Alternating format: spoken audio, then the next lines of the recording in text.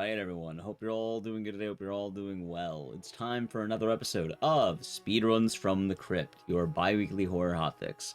I am your host, Dices, and this week I thought we would return to Yharnam. If you do not know, it is currently the 10-year anniversary of Bloodborne, so I thought we'd do a little show kind of based around that. Originally I had another idea, but this one kind of works out because both games are in London. Both games are British, so if you're wondering, today we look at British horror. That's the jam for today. I'll be looking more at that in a second, but I just want to mention really quick that Summer Games Done Quick 2025 will be live in Minneapolis from July 6th to the 13th. If you would like to volunteer or run at the event, you can submit your applications by March 31st or register to attend the event by May 26th. You can use !SGDQ in Twitch chat for more information. But yes, today's plan is we're going to be taking a look at just a couple of, British horror games.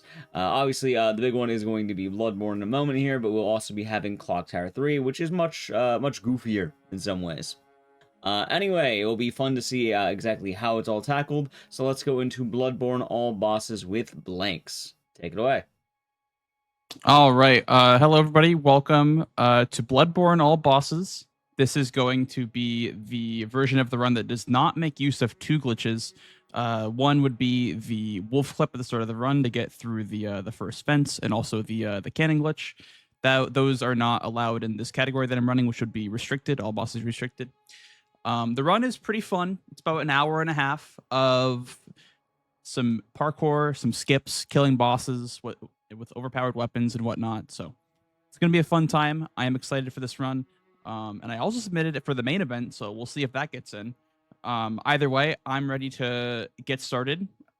If you're ready for me to count us down, I'm ready to get into it. Sounds good. So I'll start my run in 5, 4, 3, 2, 1. Okay. So this run is about as, I would say, optimized routing-wise as we could get this run. There's a couple of new skips, but I think if you have followed this run before, it's pretty similar to previous showcases. However, there are a couple of new tricks that I did add to the run over this past week when I was preparing for it. And I also had done a showcase for the 10-year anniversary on the Souls speedrunning channel for their marathon they had for the Bloodborne 10-year anniversary. So I am excited to bring you guys this run. Starting out here, we're running through the clinic. We woke up in the clinic. We are a foreign hunter from an unknown land, and our goal is to seek the pale blood and transcend the hunt. And so the way we do that is we run past that first wolf, run past this dude here next to this ladder, and we are going to get our weapon and our off weapon, the saw cleaver and the hunter's pistol for the run. In other runs, you would use the cannon glitch, as I mentioned in the intro. The reason why we don't do that run necessarily for showcases very often is because the wolf clip glitch is very, very inconsistent. It's like heavily RNG based, and it's really not something that you can make into like a marathon-friendly speed run. And also, it's more fun to fight bosses with the cleaver. So we ended up separating the categories into restricted and unrestricted. This is the restricted variant. So yeah. Picking up our trick weapons here. Get that saw cleaver and the pistol. Pretty standard stuff here. Just going to use that hunter's mark. That'll take us back to our last rested at Lantern, which is the one in Central Yharnam that we picked up. But you normally wouldn't get this interaction where you would just go back to Central Yharnam. I think it only works like the first time that you go back to the dream, but instead of like using that gravestone to warp away, we actually just use the hunter's mark, which is like a little bit of a time save. Here we're just gonna drop down, pick up some Molotov cocktails. That'll be useful for the first boss of the run, which is going to be Father Gascoigne, not Cleric Beast, as many people fought on their first playthrough as their very first boss. We won't get to him until much later, probably around like 50 minutes in the run, I would say, about when we're like as powerful as possibly can be, because obviously it's just faster to kill him a lot later in the run because he's an optional boss. He doesn't really have much lock behind him. But anyway, here's the first skip of the run. This is called Sewer Skip. The way this one is going to work is I'm going to roll across that platform by jumping up that box onto that lip, and then we're going to just jump over the railing. and we're going to quit out as we roll over it. What that's going to do is that as we roll over, our feet are going to touch the platform, and that will save our last stored position on that railing. So when we spawn back in here, we should be on the fence. That one looked good. Okay, we're on the fence, and now we're just going to run along this fence right here. And then just going to roll down, and we're going to basically skip the entirety of the sewers, like the first major place to explore in the game. So that's all done with. Thankfully, the bridge was kind to me today. That bridge can be pretty brutal. But we're heading over to the first boss of the run, Father Gascoigne, which, in my opinion, is one of the hardest to learn for beginners. And you'll see why in a second. The way we take him out is through a couple of backstabs. Like so. And then as he's backstabbed, we're going to go ahead and we're going to throw a Molotov in his back. That way we can do a bunch of crit damage because he is in a down state, which does deal more damage to him. So now that we have him in this loop, the fight's pretty much over, I would say, unless I break him out of the loop. He's going to transform into second phase now. Going to stun him again. Another Molotov. But yeah, it's a pretty simple fight. I mean, the way that it works is when he's in a down state, he takes like, I think 1.5 more times more damage. And you might ask yourself like, oh, why isn't that taking the riposte, like the visceral attacks? And that's because A, they would knock him over and he'd have to like get up again and we couldn't like stun lock him as easily. And B, it's just a lot quicker to use the cocktails. So we made quick work of Gascoigne, honestly. That was like a very, very good showing of what that fight can look like. I was kind of afraid of both Sewer Skip and Gascoigne for this run because it is a little bit of a toss-up. I would say the early game is a lot more volatile, I would say. Up until we get to like the half an hour mark, we're going to be doing some pretty dodgy stuff. Anyway, we are past Gascoigne. We're in the Cathedral Ward now. We will be using the central area a lot. The Central Cathedral Ward is a area used a lot in this game. Gonna grab a set of armor here that'll help us out with some defenses. And also, there's a mechanic called Beasthood. And Beasthood, it allows us to gain a stacking damage bonus when we eat a consumable item called a Beast Blood Pellet. And so this Hunter's set right here actually has one of the highest values of Beasthood in the entire game. So we're going to have like about as max of a Beast bar as we possibly can get this early on. And that's going to be helpful for pretty much every boss going forward because most bosses, excuse me dog, most bosses are going to be fought from this point onward with a Beast Blood Pellet. And the ones that aren't fought with the Beast Blood Pellet are just going to fall anyway to my super high damage. So talking to this NPC right here, it is a little bit of a time sink, but we do end up getting 3 fire papers out of it, which is a very nice little treat. Gonna quit out there on that door. You could just opt to run through, but I'm not gonna risk it because that dog was getting mighty close to the door, so just gonna not really risk it, and we're just gonna quit out. But yeah. I would just like to say really quick as well, the fact that that first fight went so well. I actually tried looking into this run a little bit, and I can't tell you, like, just from going, like, learning or, like, more of the casual to the speed run, yeah, learning the Gascoigne fight is ridiculous. It is so hard to actually, like, get down. So just watching you do that, like, that easily is always just amazing. It really is a treat whenever you do get that good cycle. It really is like just so much fun. But yeah, I mean, like, there's videos on YouTube that runners have made on how to fight the boss, and it just takes a lot of effort, I would say, to practice it. That is one thing that's very, very nice that we recently have implemented into our I guess directory or archive of ways to practice this game. There is now a working emulator build that we can use to practice our skips and boss fights and whatever.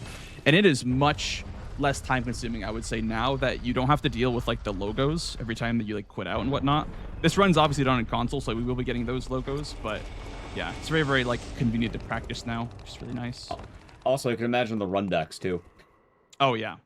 Yeah, for sure. So here's Old Yarnum skip. The point of this skip was we're basically going to, as the name suggests, skip the entirety of Old Yarnum. You do a quick little jump onto the railing there, and then you basically just send it. You full book it to the streets right here. There is another skip coming up here. This one's called Spider Wolf Skip. And the idea behind this one is we are going to be dropping down onto this platform, doing a charge attack, picking up pellets. I did get poisoned by the wolf there. We're gonna see if my position gets stored back up top, but we'll see. We'll see how this goes. I know that went really fast, but just a little recap. Old Yharnam skip. We did a quick little jump out of bounds. We flew out of bounds onto a railing, and then we were able to. Let's see where I spawned in. I spawned it up top. Nice. I am poisoned though, which is actually like pretty bad, but we will hopefully get through it. But yeah, that was Spider Wolf skip. The reason that I did that so fast was because that wolf was like chasing me and whatnot, and I just had to like get out of there. But yeah, Spider Wolf skip, it allows you to grab that pack of pellets right there, and you're able to just spawn back up top. It's actually one of the newer additions that we've added to the run. We didn't have that until probably like 2 years ago. So here's a Bloodstarved Beast. Sorry, there's a whole lot happening at once with the poison and the skips. And there's a lot happening right now. All right, let's see if we can get him in this little loop right here. Throw in their blood cocktail. That'll actually lure the boss to the cocktail. Okay, looks like we got the loop. Oh my god. It's just sensory overload right now with all the things I have to manage right now. But yeah, that's Bloodstarved Beast. Gonna just pour it out here. We don't need our echoes at all. We're pretty much all set on echoes. Yeah, we're out of like as you can see, as I explained before, this is like the chaotic part of the run. There's just so much going on and so much to explain. So I hope that you guys could grasp even like 10% of what I just vomited out at you guys. So it's going to get a little bit more chill from this point onward, I would say. There's a lot less like front-headed like explanations to give at this point onward. So yeah, we are in the third major area of the run, I guess I would say, because we went back to the Cathedral Ward. That's like the central area, right? But this is like the third area, I guess, progression-wise. You could, in theory, have done Cleric Beast earlier, and you're able to buy this key item that acts as a way to bypass the Bloodstarved Beast. You could actually like bypass that part of the game by, obviously, like I said, killing the Cleric Beast and then buying this like key item, and then you go to this gate and then it opens up for you. So what I'm going to do here actually is I'm going to light this lamp and I'm going to Hunter's Mark because I have no health and I have no vials. So I probably should just be doing this now. That way I can get my health restored for the next drop that we're going to be doing, because you do need full HP. But yeah, going to go ahead and take the safe route there and do that. Going to grab here the doll set. That will be selling for a bunch of echoes. We picked up an umbilical cord, by the way, in this area, this abandoned hunter workshop. And there's 4 of them. And if you can get 3 of them, and if you consume 3 of them, you will unlock the hidden final boss of the run. And obviously, since it's all bosses, we have to fight it. So we're going to be collecting 1 of those as well as grabbing the doll set, because I mean, that's just the most like sensical on route thing you could do, I feel like, for the run through, because the fourth cord that would be considered for this run is not viable. I feel like it's just a little bit too out of the way. But yeah, either way, we're going to be putting that on our item bar. We're going to be doing another skip here. This one's called Ladder Warp. So we're going to run up to the ladder. Then we're going to cancel the ladder animation by toggling our weapon. And what that's going to do is that the game will assume that I'm on the ladder the entire time that I'm running around and doing all this stuff until I quit out or die, essentially. So as you can see, if I try to use like a cocktail, I just can't. Like, it's just locked out because it thinks I'm on the ladder right now. So I literally can't do anything from my inventory because the game is acting as if I'm on a ladder. So yeah, that's important because the entire time we're fighting this next boss, which is Amelia, the game will be storing my position at the ladder, and I'll be able to get back to the ladder after the boss. So here's Amelia. It's going to be a pretty scripted kill as long as I can get the first limb break. Okay, we got it. We need to transition, though, into the other limb breaks. That's basically what we're abusing during this boss fight, is the limb break mechanic. It's just very, very strong. As you can see, she just literally can't move. And this is like the one part where she can move. And then it's like, up. And right back to being staggered. And she's pretty much just dead. Yeah. That's a +0 weapon, by the way. +0 with simply just the Beast Blood pellet. And I mean that's like your first taste, right? Of how strong Beast Blood pellets actually are. We're gonna be doing that to like a lot of the bosses, I would say, like in the mid late game.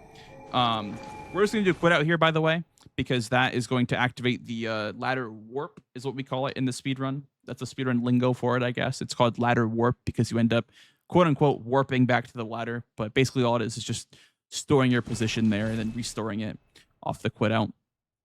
But yeah, we are now heading to the woods. That's the next area of the run. And we do have a couple more things to do before we can go ahead and do that area, though. There is a boss that we are going to fight before the woods because it makes more sense to fight it now. There is a optional area that you can go to, which I'm sure a lot of you guys did on your first playthrough. There's like a bag man outside the church, and when he kills you, he sends you to the jail, like the Hypogean jail or whatever it's called. And that area is where we're going actually next. That'll be the next boss as well. We're going to fight the area boss there because it unlocks the purchase of bolt paper, which is a very strong consumable. But here we're going to be grabbing a blood gem right there. Blood gems also a very important mechanic of this run. That will give us, I think, 4% damage at full HP. So very powerful blood gem there. I'm going to use that gem that we got from Amelia as well. Combining that with the 4% gem will let us actually essentially just one cycle the next area boss in the Hypogean jail. So all this, grabbing items, all these chores that I'm doing are all going to make sense when I get to the next boss because we are going to be quite underpowered for him. So trying to get as strong as possible here beforehand. This is our first stream visit, by the way. First visit the Hunter stream we've done in the whole run. We're still on +0, just as a reminder. Like, you can get stupid powerful in this game, even on +0. So yeah, gonna take a little shopping trip here. Buy some Molotovs. Gonna sell our doll set as well because it's worth, as you can see, plenty of echoes. Then we're gonna go to the insight shop right here. We're gonna buy 16 bloodstone shards. We're gonna use those to upgrade our weapon. So we are now going up to 1, 2, 3, 4. And we're going to add these 2 blood gems here. One of them is the 4% at full HP. One of them is the gem that's good against beasts. And then we're going to kill our doll. I'm sorry for you doll enjoyers. We are going to have to kill her the entire run because if you don't kill her, she will end up moving around the dream. And we don't want her to do that. We want her to stay right there because that is the fastest place for her to be, is standing right there waiting for us to enter the dream again. So I apologize again, but we're going to be doing that over and over again over the course of this run. But yeah, we're going to be dying here on purpose to the bagman enemy.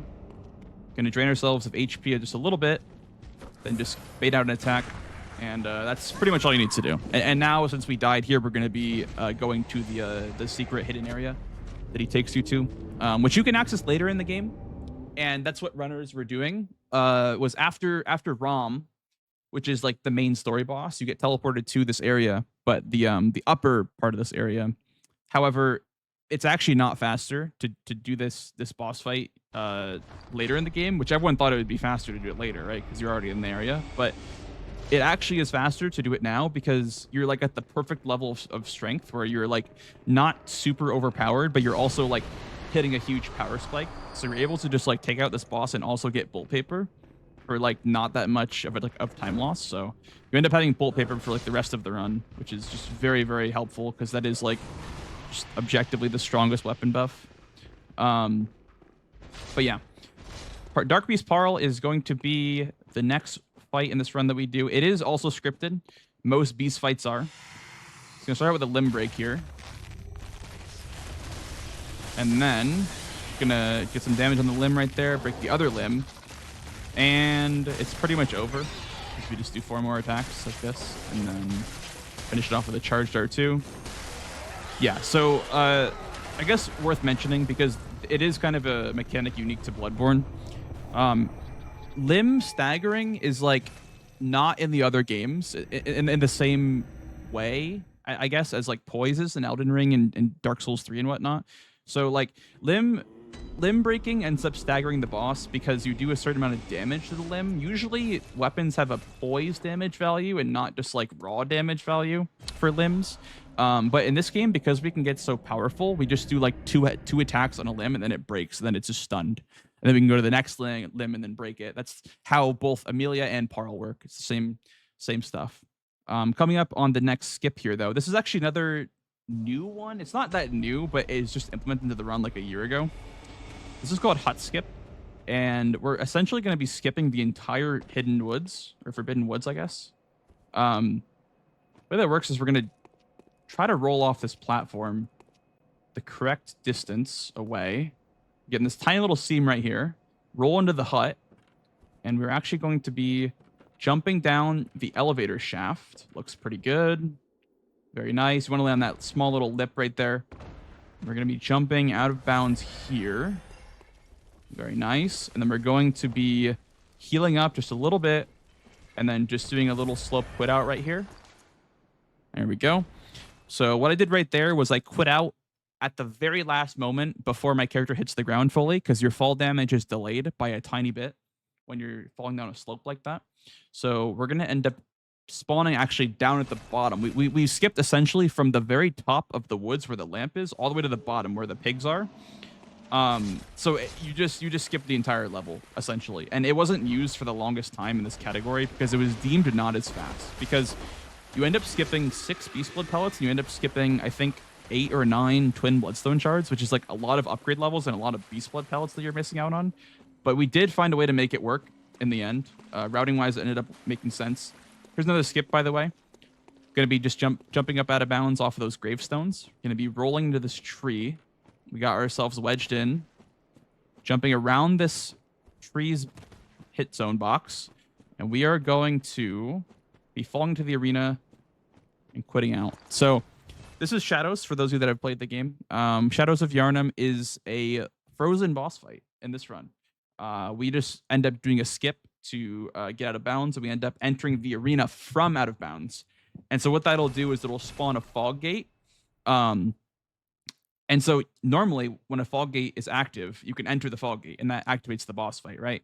But in this case, since we're not entering from the boss fog, they don't ever activate because we're not crossing that that trigger box of like aggroing a boss or whatever. So we're not crossing the fog wall. So we're just gonna group them up like this, and we're just gonna take them out one by one. It's very dumbed down version of a boss fight for sure, because we're able to just put them in place.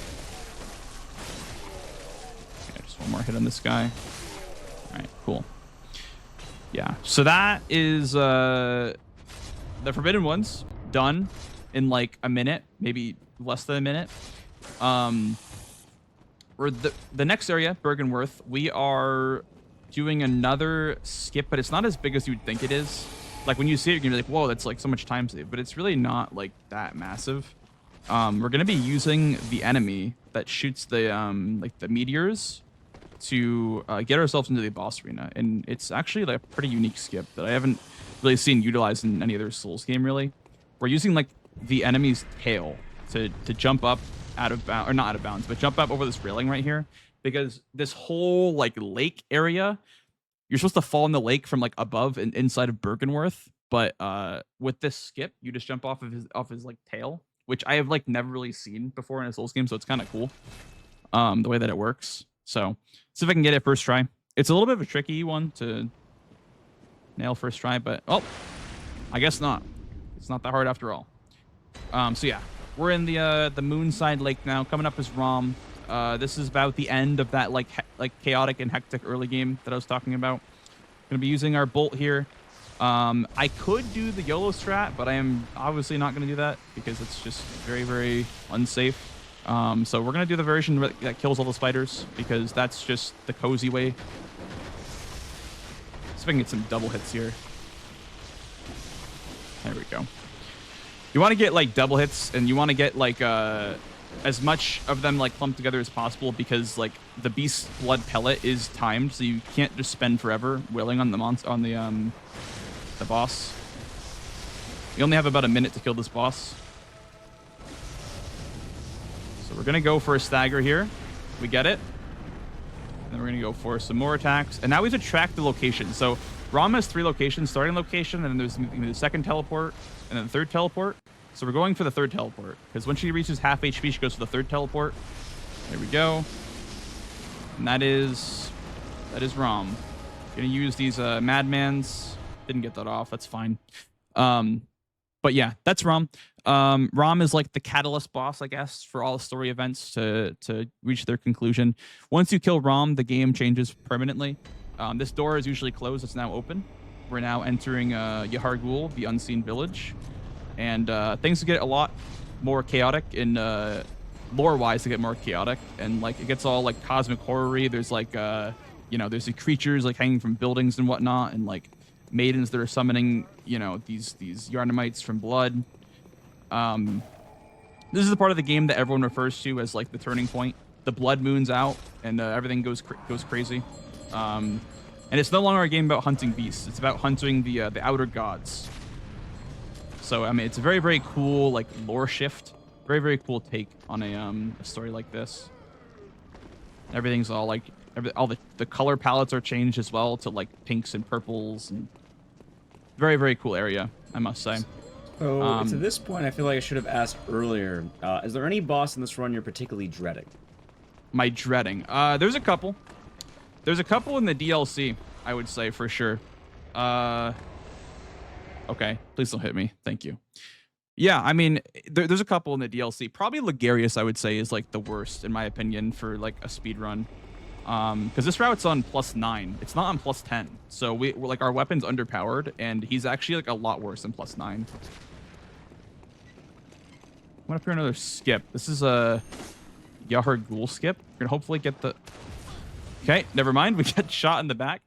But yeah, that was Yahar Ghul skip. It's supposed to work seamlessly where you charge R2 outside the fence and then you just fall down to the platform. We should still land inbounds when we load in. We should be hanging off the platform. Let's see. We are on the platform. Okay, that's good. We're just gonna heal up here and then do a little sit down gesture, and that'll send us like dropping down to the next level. We can roll off. We can roll off again. And yeah, that's basically the skip. I mean, it was pretty much fine first try. I just kind of fumbled the movement there a little bit. So in fairness, you got no shot. Big deal. Yes, but with the power of putouts, we can reverse any wound, any fatal wound. But yeah, normally we'd be picking up, by the way, all this insight on the ground. But because, like I said, we're on +9, we're not going to have enough insight to go for the Blood Rock and get the +10. So when I go back to the dream, we're going to buy... Oh, that's not good. I got shot again. That's fine. We'll just do the skip again. This is really not a bad area to die. I would say it's one of the better areas that you could die if you were to take a death. So, I mean, it's no big deal as long as we keep our Blood Echoes. We're fine. We're fine. I'll get to show off the skip, I guess, the correct way. That's the silver lining here. Let's see.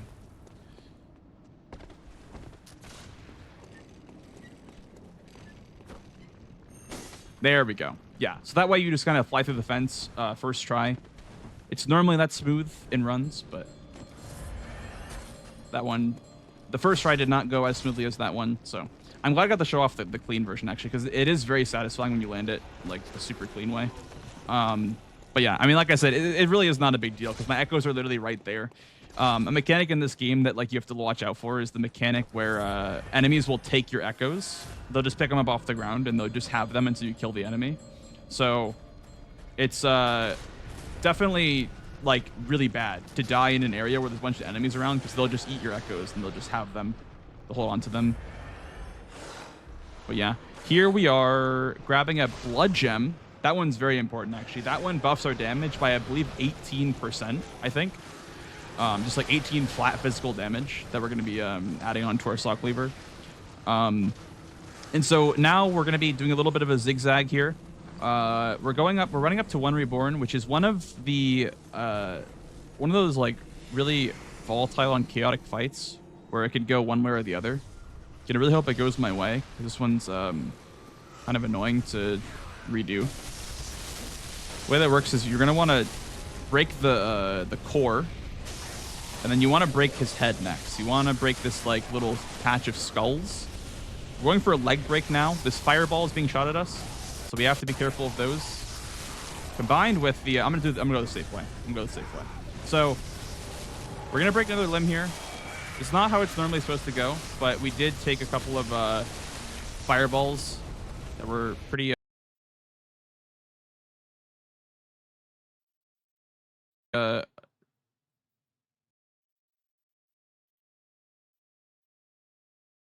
unfavorable. So we're gonna take the slow and steady way through One Reborn.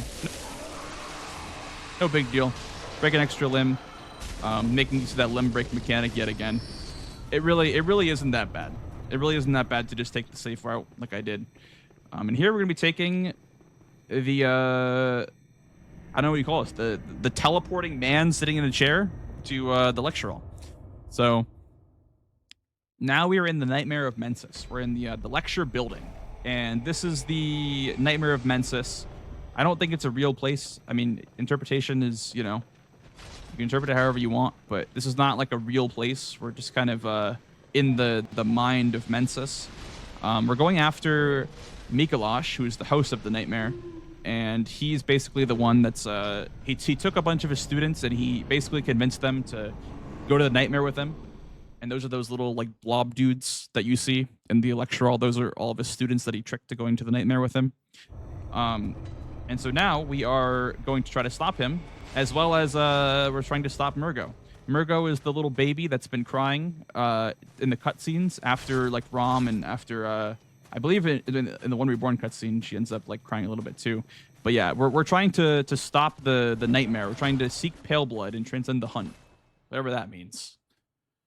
Whatever the hell that means. But yeah, gonna be quitting out here because there is a wolf dude behind us that's very, very scary. So we're just gonna quit out right in front of this scurrying beast right here. And this one is going to drop 3 bloodstone chunks, which are useful for upgrading your weapon to +8. So going to need to throw 3 Molotovs at them. That's why I bought 4 Molotovs, by the way, after Amelia.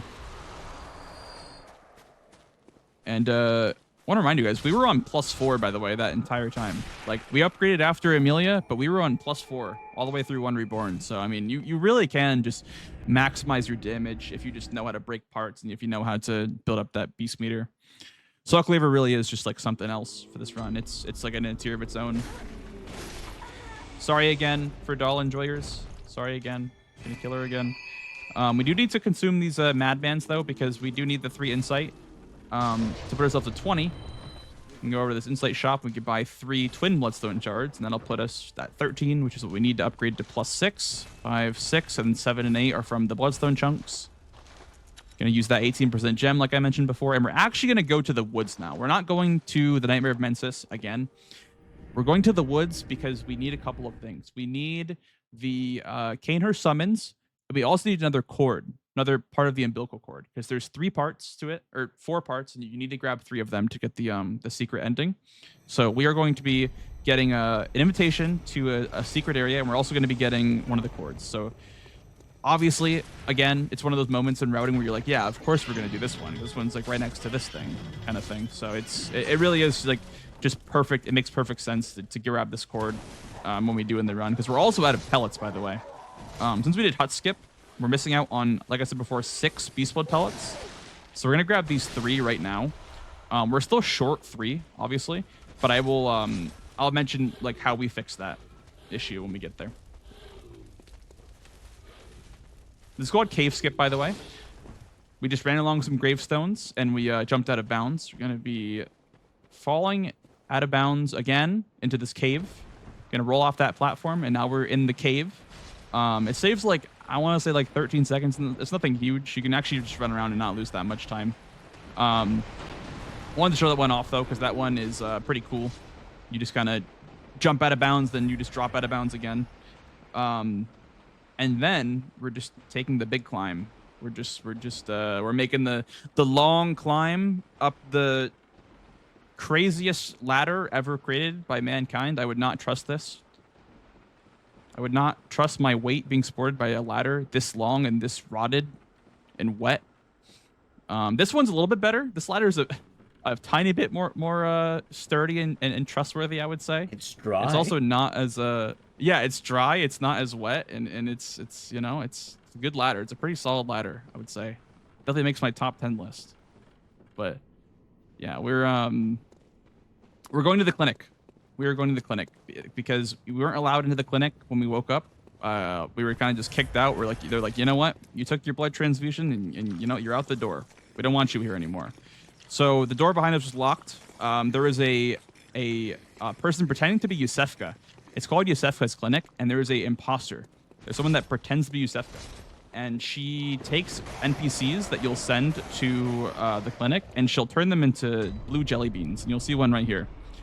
I think this one right here is the real Yusefka, by the way. This jelly bean right here, because when you kill it, it drops the Yusefka's blood vial. So I'm pretty sure the imposter took the real Yusefka and made her into a jelly bean. So that's pretty scary stuff.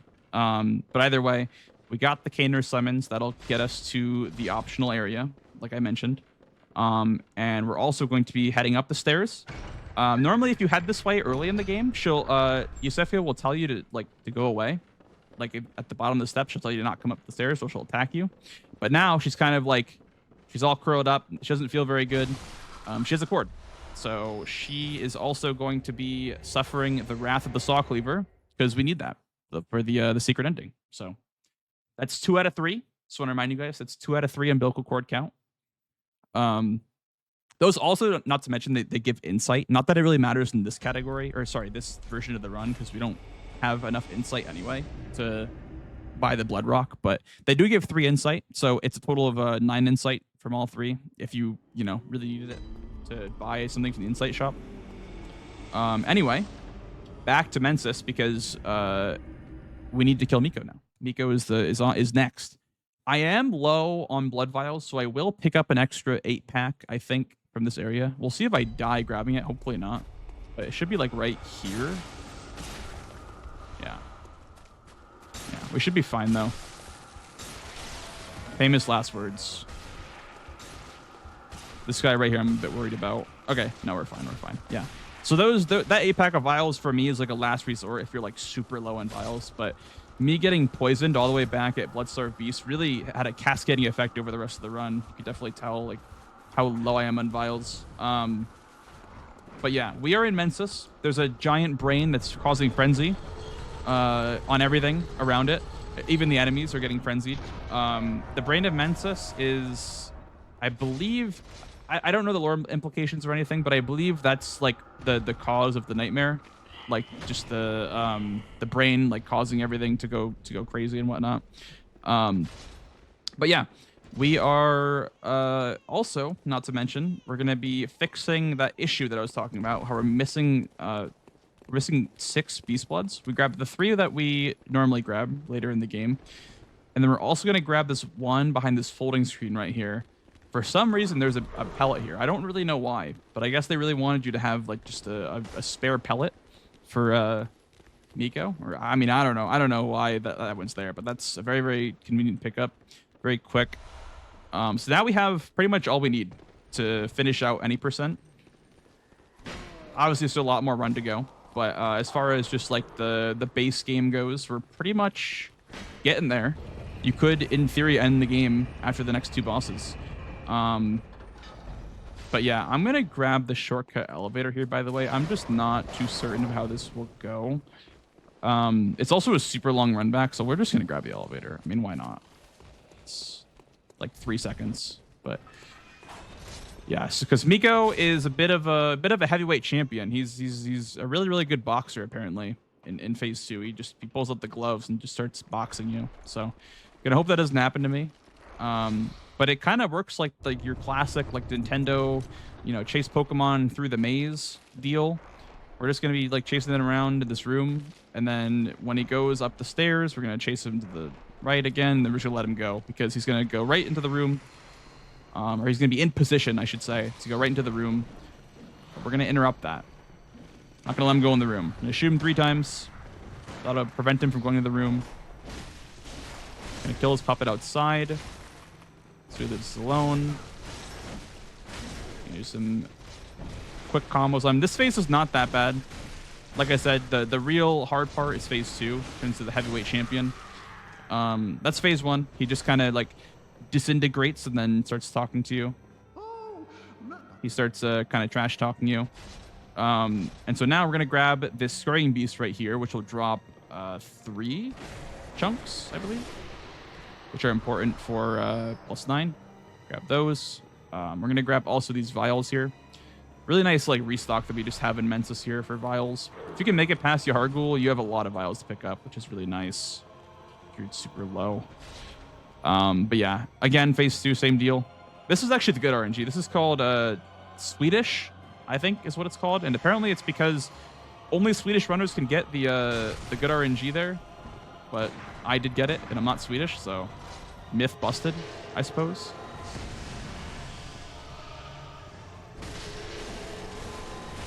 Gonna fight him. As you can see, he's not happy with us. Oh my god, that was so scary. Lock in.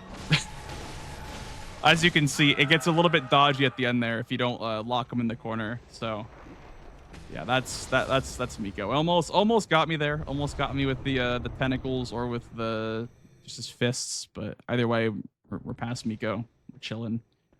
Can finally breathe. But yeah, that is, I keep saying it's the end of the dodgy bosses, but I feel like there's just more and more and more that just keep like giving us trouble. So I don't know. You're not out of it till you're out of it. Next area that we have coming up here, this little like garden, I guess, of winter lanterns is somewhere where we have to go in this run, by the way. I mean, it's really not something that you can really negotiate. You get another 18% blood gem here, so there's just no reason to not come down here and grab it. Even though you could argue that it's slower to come down here, I would argue that you end up making up that with damage and boss fights because there's a lot more boss fights to go. So even though it is a little bit of a time sink, we are going to be very powerful as a result. However, as you can see, this is a very dangerous part of the game. These lanterns are not happy that you're here. They just do not like you. They don't want you there. But just gonna quickly port back with our hunter's mark. That way we don't lose our blood echoes. And we are on through Mensis. We're almost done with Mensis. This area can be done without an elixir. Blue elixir is an item that makes you invisible. It can be done without one. However, I will not be doing that today because there's just, for me, in my opinion, there's no reason to risk it. So, gonna grab these bloodstone chunks, head up the stairs, and then we're just gonna use an elixir at the pig. As you can see, he's ready to go, ready to charge at me. This is very scary. But yeah, gonna grab another blood gem. That one's, I think, 15%, by the way. So we have 2 18% and a 15%. So we are like pretty stacked up as far as damage goes. We're gonna try to bait one of these pigs, by the way. So I want them to fight these shadows right here, because if they can fight the shadows, I don't think they're going to. You get extra echoes and you end up getting like another level of strength. It's just a minor time save later on in the run. A couple of bosses are a little bit easier on 44 strength, so no big deal. Coming up though on Murgo's Wet Nurse, the next boss. This one is I would say the word I use to describe it is just one of those fights where you just never really know what you're gonna get. It's like a box of chocolates, you know? You never really know what you're gonna get. She does these like basic, like, yeah, there we go. That's what I was kind of alluding to.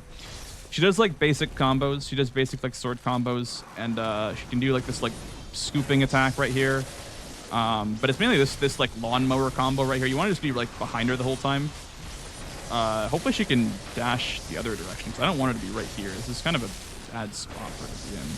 I mean, I'll take this RNG, but she's kind of against the wall in a bad spot. Okay, I'll take that. Even though it's slower, I'll take that, because that's just way less dangerous. Yeah, so as you can see, she can teleport away from you, which is very, very slow. It loses about like 5 seconds each. This is called Nightmare Phase. I'm just going to DPS through it. But Nightmare Phase is not what you want to be in, because there'll be clones that'll just keep spawning over and over again. And you'll have to just like kind of do circles around the arena to avoid it for like half a minute. So you really don't want to be in Nightmare Phase unless you can just DPS her through it, which is what I opted to do, because it's just really, I don't know. There's no reason to you know, run around the arena for 30 seconds when you have the damage. I want to be super safe if I could, but that's any percent. There's still a lot more bosses to go, but that is the end of the any percent run. You could finish the game now theoretically, and I'm sure a lot of you probably did. And we're like, wait, this game is so short, but there's a lot more game to play. There's a lot more game to play. So we're gonna start by upgrading our weapon to +9. That'll be the final weapon upgrade. Then we're gonna go to these gems, replace them with better ones, and then head to the lecture building again, because there's another area on the second, or on the first layer, the first floor of the lecture hall.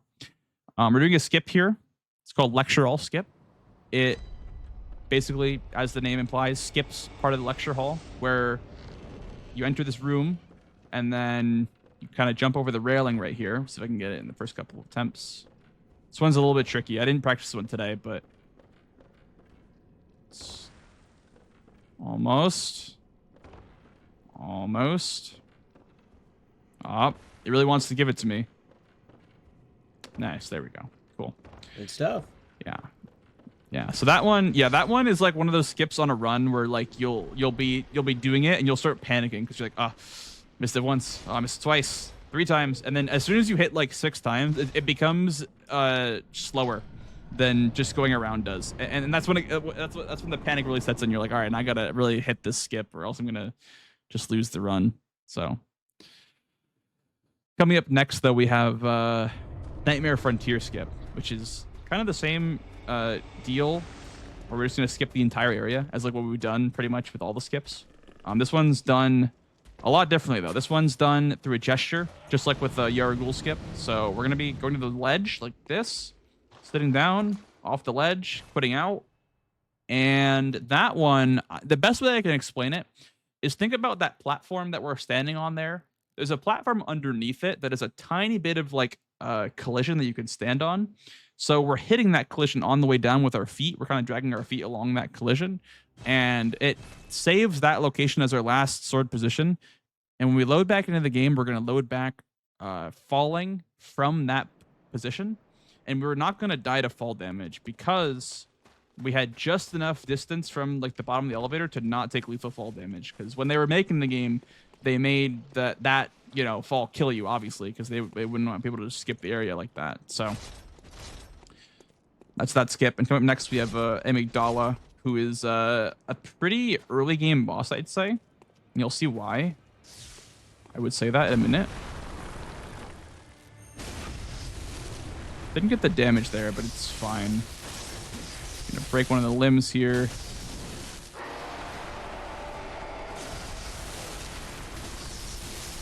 Okay, this is where it gets a little bit weird because I did, yeah. Okay, that's kind of a problem. That's kind of a problem for a lot of reasons. I would say that it's okay, but I don't think it is. I think it's like really bad, actually. The reason that I say that is because if you die on this fight, you don't get that opener where she just kind of falls down. I missed the damage on the opener, and I have not solved how to do that yet. I'm +9 because we don't use a beast blood pellet. I have not found a way to save it if that happens. So what's going to happen here is the opener is not going to be the same anymore, and I have to essentially just like pray. And if I do die one more time, we're just going to unfortunately have to skip the boss because there's not really a way to recover it once you mess it up. So unfortunately, for the sake of preserving the run, I will have to skip it if it does end up becoming too much of a problem. So I will try one more time, though. I'll put on my armor. I will try one more time. I will use another bolt paper, I believe. Yeah, I'll use bolt paper. But for the sake of preservation, we will have to skip this if it ends up becoming a problem. There is a way of fighting this boss normally. It's just not consistent. So we're going to try our best. It's going to consist of doing head attacks like this. Okay. Yeah, I'm just going to not worry about like dying over and over again in this fight. I'm very sorry that we have to like skip a boss in all bosses. I know it's all bosses, but We'll unfortunately, change for the sake of title to say preservation, most bosses. it honestly is most bosses because we end up not doing chalice bosses. But we don't mention that part. We just call it all bosses that we want to fight. But yeah, we're just gonna go ahead and skip it. You're not really missing out on much. If it ended up working out, what just would have happened? It would have just been like I would have knocked it over, and then it would have just basically like let me hit it like 4 times, and then it would have just died. So you're not really missing out on much. But again, I apologize for having to skip over one, but it is definitely one of those things that I can't emphasize enough. That it's just quick one of those question fights. on that. Yeah. What happens to all the lost echoes? They are just gone. Like, yeah, they're. Oh, I was gonna say like how badly does that like affect like any upgrades or things you need to buy or anything like that? So right now we're at the caps, the soft caps of our strength and skill. We're at 30 to 25, which is like the bare minimum, of like the soft caps of the stat requirements. So any extra levels are simply just going to make the boss die in 7 hits instead of 6. You know what I mean? So it's really not going to affect the run too much. Hopefully, I've done a run on this level before, just in case this happens, because I don't know why that amygdala opener, by the way, works like that, because you can actually see the health bar. Like, you can see the health bar of the boss, but you can't deal damage to it. It's like a very like precise charge attack that you have to do on it. Anyway, I mean, it's really not a big deal. We will recover. We will make up for it. It doesn't matter a whole lot. We move on. More importantly, if anyone does want to see Blanks fight Amygdala in the future, you can follow Blanks at twitch.tv/Blanks. There you go. If you want more Amygdala deaths, there you go. That's the right place to be. But yeah, we're in the Upper Cathedral now, and this is not a good pattern. Okay, they were in a really weird pattern right there. But Upper Cathedral is another optional area that's pretty well hidden. I grabbed a key. I don't know if you guys picked up on it, but I grabbed a key very early on in the run. I grabbed it as early as Yahar Ghul, and I grabbed it for this point in the run because, I mean, I was already there, so I may as well just grab it now instead of later. We're going to be doing a skip here. It's called Orphanage Key Skip. We're in the orphanage, and we need to get a Brainsucker killed through this door. Wait till we do that. Hit him through the door like that. It is very precise. He's not going to die in 1 hit, obviously, because, like I said, I'm lacking a little bit of levels, but that's okay. Just going to do the normal strat and just add 1 more hit to it. Very good. We got the key there.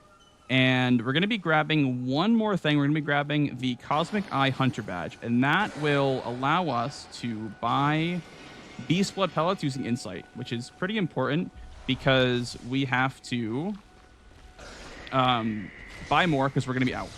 I had to even skip one on Amygdala, which is why it was so like sketchy to do that a second time. It's because you're out of pellets, and you are just not in a state to I don't know. You're not in a state to really fight anything if you don't have pellets. So we need to buy that or grab that so we can buy pellets. And now we're heading into the next boss, the Celestial Emissary. These guys are pretty tricky, I'm gonna say, because it's like a bunch of little jelly beans, then one big one. As you can see, this one's gonna turn into a big jelly bean here in a minute. We're gonna go ahead and we're gonna take out this one, hopefully in the next couple of swings. There we go. He's down. Very cool. All right. So I am actually going to save the echoes after the next boss, so I can actually go and level up. So I'm gonna be trying my best. Sorry, I'm just thinking about how like the routing is going to work now. I think it's going to be fine. But yeah, the next boss is Ebrietas, and it's one of those scripts, kind of like Amygdala, where when it goes wrong, it is very bad.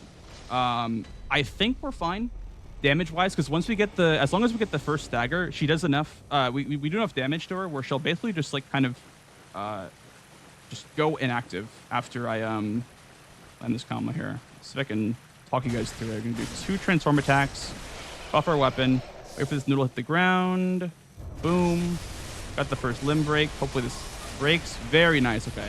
I was very worried about that not breaking. 2, 3, 4. Now she's going to put her head down. 1, 2, 1. Okay. Everything is fine. We don't have to panic anymore. Everything's okay. I didn't mention it, but we can go back and we can go fight Amygdala later, by the way. Just so you guys know. I will go back at the very end because I'm going to be strong enough to use a pellet there. We'll have some HP. It'll be the revenge kill. Yeah. Yeah. We'll go back at the end of the run. I don't want to just leave it. So yeah. This is the final level up, I guess, for DLC. I'm not going to have a whole lot of levels, but it's better than nothing. We'll just go 36 there. We're going to buy enough pellets to have 10. One of these elixirs, and the rest can go into bolt papers. We're just going to head in DLC now. Wait. Oh my god, I just I had a brain moment there. It's actually Cleric Beast first before DLC. I can't believe I just did that. I think it was because I took the lantern back to the lantern back to the dream, and I'm used to not doing that. Anyway, you know, it is the next boss is Cleric Beast. Just thinking that you were fighting what is essentially the first boss of the game right now after like 50 minutes in this run. Yeah. There's really no reason to fight him. That's like the main reason why. The only reason that you'd ever fight him in this run is because he's a boss. And the other reason is because in the other category, sorry, not the other category, the other route, I keep saying category, but in the route that we had before that does not use hut skip, you are plus 10, or you need a plus 10 stone, which costs 60 insight, which is a lot of insight. And you would get the last 4 from Cleric Beast, so it just makes the most sense to do him right before your plus 10 upgrade, because he gives you a little bit of blood echoes to get the upgrade finished, and also he gives you the final like 4 insight points. But on this route, it does not matter at all when you fight him, so you just want to fight him like as late as possible. The later, the better.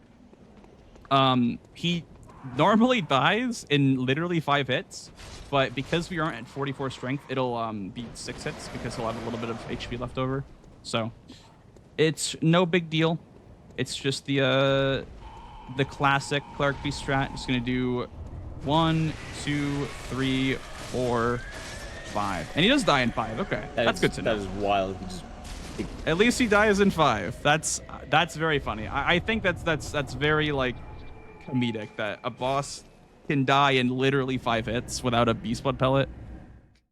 But yeah, we're very, very strong right now. We are just at like peak strength pretty much in the run. Oh yeah, I was wanting to ask as well. You're mentioning having like an extra beast blood pellet would be nice, right? Yep. Would the one that you use on the Shadows of Yharnam be at all handy, or is the fight just too slow if you don't have that? It's just too slow because you're on +4. So it's really just like a matter of what's worth your time. And using a pellet on Shadows is pretty much mandatory, or else you're just losing like, I don't know the exact amount of time that you're losing, but it feels really slow. So you're better off just not using one, obviously. But yeah, I mean, in hindsight, it could help. It would have helped for Amygdala for sure. For a run like this, it really, wouldn't matter if you took an extra couple of seconds to not use a pellet or whatever. But as far as like competing goes for like a good time, you definitely would want to use a pellet there. It's just, even though the boss is frozen, it's definitely worth using one. Gotcha. Sure. All right, so we are in the DLC area. This is the Old Hunters expansion that was added like about 8 months after the game came out, and this area is filled with the hardest enemies and the hardest bosses. It's my favorite part of the game. A lot of players' favorite part of the game. It's the reason why I run all bosses, to be honest, so you can fight the DLC bosses. That's kind of the peak of this game for me. It's going to start out with basically a pretty familiar area. This is pretty much like the same exact one-to-one area that we fight Amelia in. As you can see, the church door even opens up, the same door opening animation, same stairs. But instead of Amelia being there, there's actually another beast-like enemy here that we can't interact with yet because you need to grab a certain item to do so. But as you can see, he's literally just Cleric Beast but on fire. But he does not die in 5 hits, just to be clear. He's not Cleric Beast, so he dies in a lot more than 5 hits. So, yeah.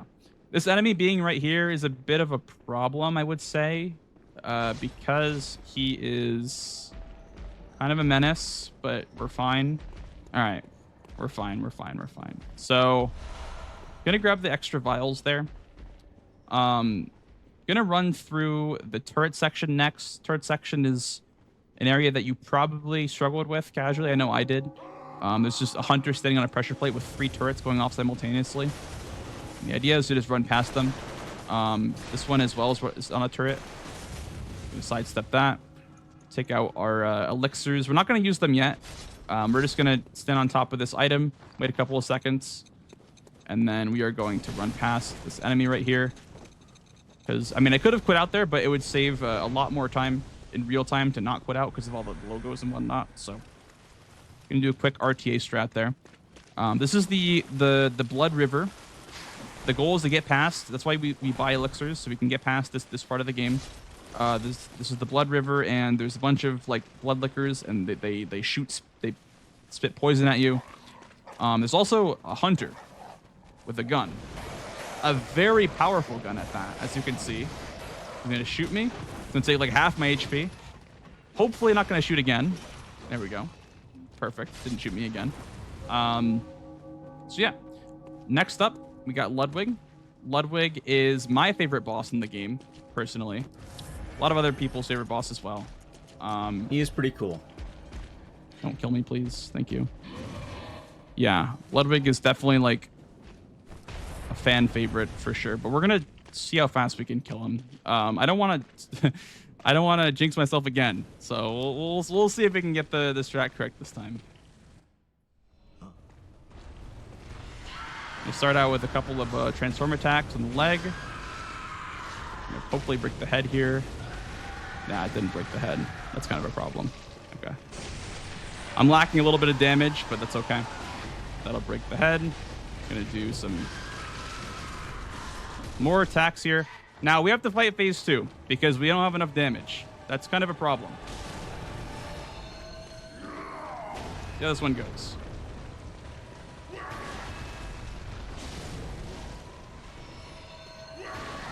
Luckily, I've done a lot of practice in this boss lately, and I can pretty much fight, or I can, you know, strafe and I can dodge most of his moves. But we are gonna do. I'm gonna take the time here to level up because I'm a bit underpowered. So we're going to get the Moonlight Greatsword from the Ludwig Skull, and we're gonna be selling that, and we're just gonna level up a little bit because I just don't feel comfortable at this current state that I'm in to do the rest of the DLC underpowered. I would like to at least hit 40 strength if possible. Obviously, you probably would want more than that, but this is the best we can do. Just gonna sell the Ludwig sword that's worth like 50k, I want to say. Yeah, like 56,000. So we're gonna get quite a bit of levels here and do our strength. Hopefully we can get to at least 40. Okay. Okay. Oh my god, I can breathe now. 40 strength feels so much better. Gonna dump our insight as well because we did use quite a bit of insight, and we did build up a bunch. Worth noting, insight it shortens your beast meter. So your beast meter is responsible for obviously your beasthood, or whatever you want to call that. It's what you use to deal more damage with beast blood pellets, and the meter gets shorter the less your beasthood. The more your insight is. That decreases your beasthood. That's what I was trying to say. Also at higher insight levels, like certain things start to happen. Like you can see like different enemies and like they have different like effects and whatever. It's basically like the game's version of you like going insane and like you like having the insight. You have literal eyes inside your brain is what the game calls it. But yeah, we're in the research hall, and this area is pretty scary, I would say, both lore-wise and speedrun-wise. There's a bunch of these afflicted patients here that have like enlarged heads. I don't really know the lore behind. Okay. I know the lore behind dying. That's because I got ran into by 2 of them at the same time. But yeah, as you can see, very scary area to do in a speedrun. They didn't like your It's not a big insults. deal. Yeah, it's yeah. We're gonna run past them without insulting them this time. But yeah, it's one of those areas that really can go in any way. Like, and Bloodborne, we have this joke in the community that Bloodborne is just not like. Bloodborne does not like being ran for showcases and marathons. It just does not like being shown in the spotlight. It's too shy and nervous, so it just kind of like lashes out at you for playing it in a marathon like it has today. But yeah, we're gonna quit out there. We're going to do that because the enemies in front of us, we're about to aggro, but we're gonna instead reset their aggro, and then when we load back into the game, we should be able to run past them. Hopefully, I did get tagged on the way upstairs actually again, which I'm actually like very surprised. Like I have not been tagged like this many times in the research hall like in a very long time. So you're seeing on full display the level of memes this game can provide at some level. So gonna heal up here before this guy, by the way. He does not hear me until I kick this bottle. So luckily we can just heal up and we can just run right past him. There's more afflicted patients that are just kind of waiting for us on these stairs. Gonna run past them by kicking some bottles and making them confused. And then we are going to shoot the guy in the wheelchair because he's gonna gun us down if we don't. And there's one more patient. This time he's a lot bigger and has a lot scarier of a weapon.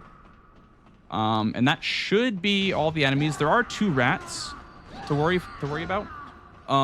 But we are not super concerned with the rats because we have plenty of vials. We have plenty of health. We're pretty much all set as far as that goes. Let me just roll that attack. We're going to try to use the elevator like moving as a way to skip to the boss, essentially. It's not like a skip or anything. It's just kind of like intended parkour. Gonna drop down. Oh, here comes the rat. The rat tried to come with me. You can't do the skip, dude. You don't have HP. But yeah, the next boss is the living failures. Past this door is living failures. Same. I wanted to be +9 for this because, or sorry, I wanted a 40 strength this because these guys will probably not die in 5 hits, by the way, which is very concerning for a lot of reasons. So let's see how this works. Okay, he died, thankfully. Okay, we can breathe now. Because the way this boss works is you have to kind of like spawn trap them. But if you can't get the spawn trap, they end up like multiplying. They end up just having like 4 or 5 clones in the fight, and it's just a nightmare. Sorry, I cut you off there. What were you going to say, Ecdysis? Oh, I literally said same because I can relate to them. Oh. Yeah, this is the boss that chat always refers to as themselves, but I don't believe that. I don't believe that. It's not you guys. But yeah, we are going to be quitting out here before the door. The next boss is Maria. Maria is also another fan favorite. She is fought basically with like a full meter already built up, like pre-built, because it's boss like back to back, and the reason why that's important is because you quit out while the pellet is still going, and you end up having the meter still active when you load back into the game. So normally when the pellet runs out, that's it. Like your beast meter cuts out from being full to just like empty. So with this quit out tech, we're gonna have a fully stacked pellet already ready to go going to the fight. So she is gonna be a little bit of a toughie. Depending on the RNG, we have enough damage, so that's not a problem. It's just the RNG that we have to look out for. So it's going to be 7 hits. That's 7. That's really good RNG. I'm going to go for 1 more and then 1 in the back. 2, 3, 4, 5. You're going to want to go back in. She's going to do another Nova attack. 1, 2, 3, 4. Going to back up just in case. 1, 2, and she's dead. That's the power of a beast meter. That's why I was explaining. We have a built-up beast meter already, so it's really not fair. It's not a fair fight at all because we're taking a full beast meter into it. It's just super like weighted in my favor. And she also played nice that time. She gave me a really good pattern there. So yeah, that's Maria, another fan favorite boss that we took out in. You broke her chair. Yeah. She doesn't need it. She's not gonna be sitting in that anymore. Oh, that's kind of just muscle memory for me. I guess you're not wrong. She doesn't need that. Don't worry, it's all a nightmare. That's what we can write it off as. It's all a nightmare. Well, now it's a nightmare. You broke your chair. It was a dream before that. Everything done in the nightmare stays in the nightmare. This guy's yelling about Bergenworth. Yeah, so this is the last story bit, I would say. of the DLC. The story of the DLC basically is that Bergenworth are a group. They're a college that they were obsessed with finding the Great Ones and communing with the Great Ones. Excuse me while I... Oh my god, that was so scary. Anyway, Bergenworth is a group that's obsessed with like communing with Great Ones, and those are the invisible outer gods that everyone's trying to like commune with, and they're all obsessed with it because they want the insight. They want to, you know, learn more. So they ended up ransacking this fishing hamlet because a Great One, Mother Cause, is apparently washed up on the shore, and I think that's what caused them to go ahead and just like ransack the village because they wanted to, you know, they wanted to basically just poach the Great One and then just learn about it and just like research it. And that's where all the hunting arts come from. It's from experiments. But yeah, doing a skip here. That one's called Hamlet Skip. Skips the Hamlet. As you can tell, we have great skip names. But yeah, that we're using a slope quit out. What a slope quit out is basically you falling off of a slope. I think we explained it earlier actually for hot skip. You're falling on a slope, and when you hit the ground, your fall damage is delayed by a tiny bit. So you quit out on the last possible second, and we're out of bounds, as you can see. When we load back in, we're gonna do a quick little boop into boop, and we skipped all of the fishing hamlet, and now we are into the boss fight. Pretty much, this is the the run up to Orphan.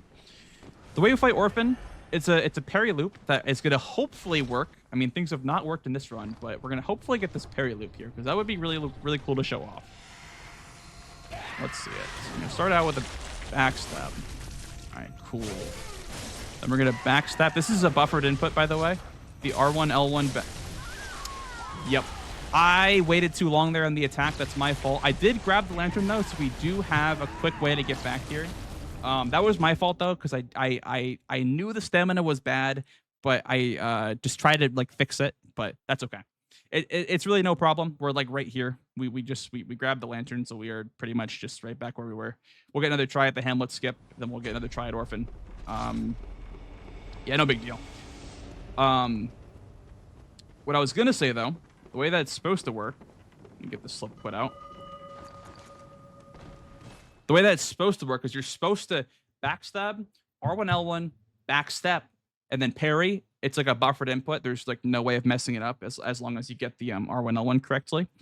And then you do R1 R1 parry, R1 R1 parry. It's a parry loop, and it's very like scary at first, but it gets easier with time. It gets like way easier. So and hopefully get that on this try. Lots of mistakes in this run, but it's okay. We're pretty much like doing Bloodborne at a marathon level, like as well as you can hope for a Bloodborne run to go for a marathon. So I'm not too concerned. It's honestly like a pretty good run for, you know, what we're used to. Let's see if we can get that again. It's a way better opener. Jump is a way better opener, to be fair. L1. L1 again, buffered input. Here we're gonna do R1 R1.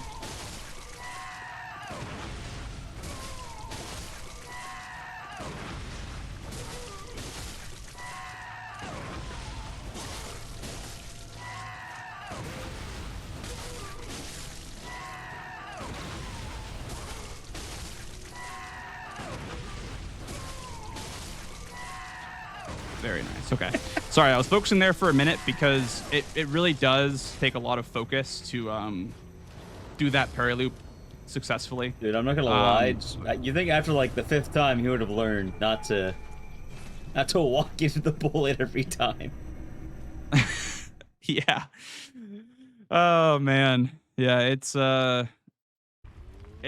really one of those loops that just you see it one time and you're like, wow, that's insane that it actually works like that. And then you do it again, you're like, wow, that's insane. And you do it again, you're like, this is getting out of hand. Like, there's no way I can just parry this boss surely, like, I don't know, 11 times in a row with the hunter, or with, you know, with me not able to do anything about it. And then you did. Yeah, and then I just parried it again. So he really has no counterplay there. Also, someone asked, how hard is this run to learn? How hard is this run to learn? It requires a lot of patience with the save filing, because you do need to load a USB stick every time you want to practice a skip or a boss fight. However, there is a working emulator at this point in time, so there is a way to make the practice a bit easier. I would rate it probably like a 6 out of 10 in terms of like difficulty for a newcomer. It really isn't that bad, and I would encourage that anyone who's interested in trying to join the Soul Speedrunning Discord, because we have a lot of resources, we have a lot of ways to get better at the run, a lot of runners that are there to help you. So I would say if you're interested in the run in any form, definitely go check it out. It's a really cool run, and I'm just glad that you guys are enjoying the gameplay so far. But yeah, we're back at Amygdala. We're gonna try it again. We're gonna see if we're strong enough. If not, we can come back again later again. But surely we're strong enough now. Surely we have enough power to do this boss.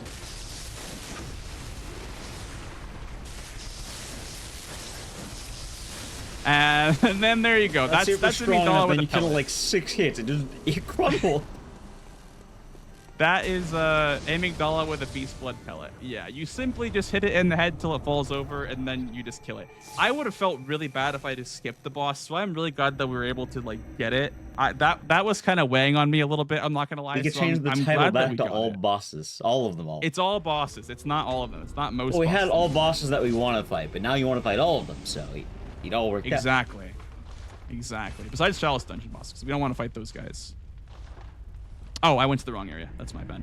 I have to go to the research hall because we could have just ran up to the final boss of the DLC, which is the cleric beast that's on fire. But we do need one item that I did not grab. Normally in PB attempts, you would, after Orphan of Cause, you would use your hunter's mark to go back to your last rested at lamp, and that would be the research hall, and you just would do the the parkour there. But because we went back to the dream, you have to actually go back manually, which is like obviously a lot slower. But it's fine. It's fine. We're back on track. We're back on pace. The run is still valid according to the all bosses definition, which is really cool. We are going to do the parkour here, which is going to be we're gonna pull this lever. We're gonna wait for this elevator to come up a tiny bit. I don't know, we're waiting for the elevator. Going back to people wanting to learn Bloodborne, honestly, the worst part has to probably be the runbacks. Yeah. It's the runbacks because a lot of strats rely on you not grabbing lamps. So like when you do die, you end up losing like 2 to 4 minutes based on like just dying to like a boss or whatever. So yeah, there's some scuffed parts for sure about learning this run. I remember trying to like figure out the Gascoigne fight, and I can't tell you how many times I had to run all the way back. I missed a Molotov throw. I end up dying, and then I have to farm enough to get the Molotovs back, and then run all the way back again. Only to then miss another Molotov. Luckily, if you do have a USB stick, you can just save the file and load it back over and over again. So there is a way of practicing on the console, but it is just a lot more tedious than it is on PC, obviously.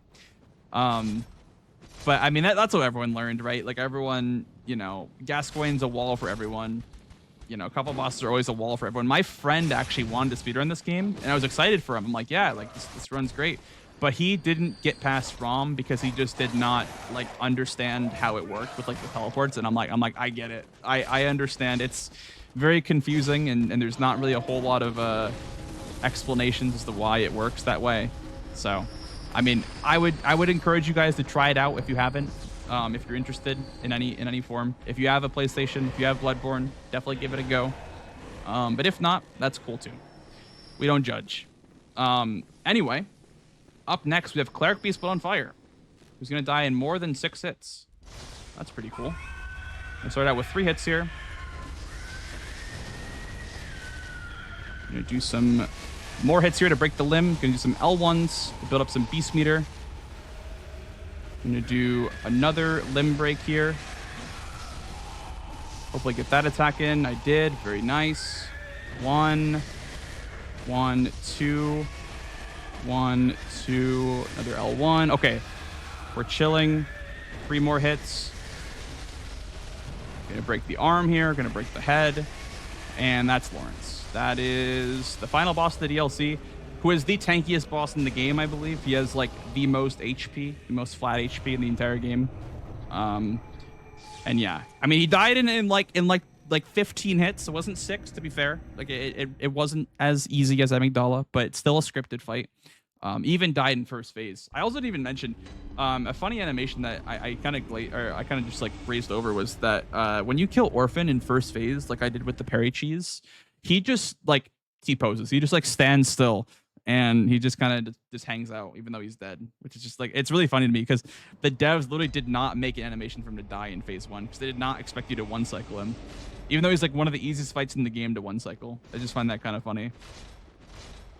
But yeah, we are now moving on to the long run to Castle Canehurst. That is what's up next. We have a lot of running to do because we're heading towards the Hemlock Charnel Lane, which is one of an early. It's another early game area. You're supposed to fight it like probably after Amelia. I would say going to the Hemlock Charnel Lane is like a normal route of progression, but just like Cleric Beast, we leave it like to the end because there's really no point in being there. But also because while we're there, there's no reason to not just use the Canehurst summons. Like I mentioned, we picked those up in the Yusefka's clinic, and the way that you use those is by coming to Hemlock Charnel Lane, and there's a carriage that'll take you to Castle Canehurst that only spawns after you kill the witches.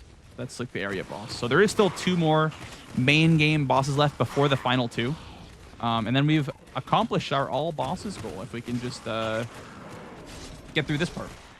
So I'm honestly happy with how this run's gone. It was a clean DLC. I died once to Orphan, but I'm glad that I was able to show off the DLC fights, and I'm glad that we were able to go back and we were able to get Amygdala. Because that was a bit disrespectful of her to just kill me like that.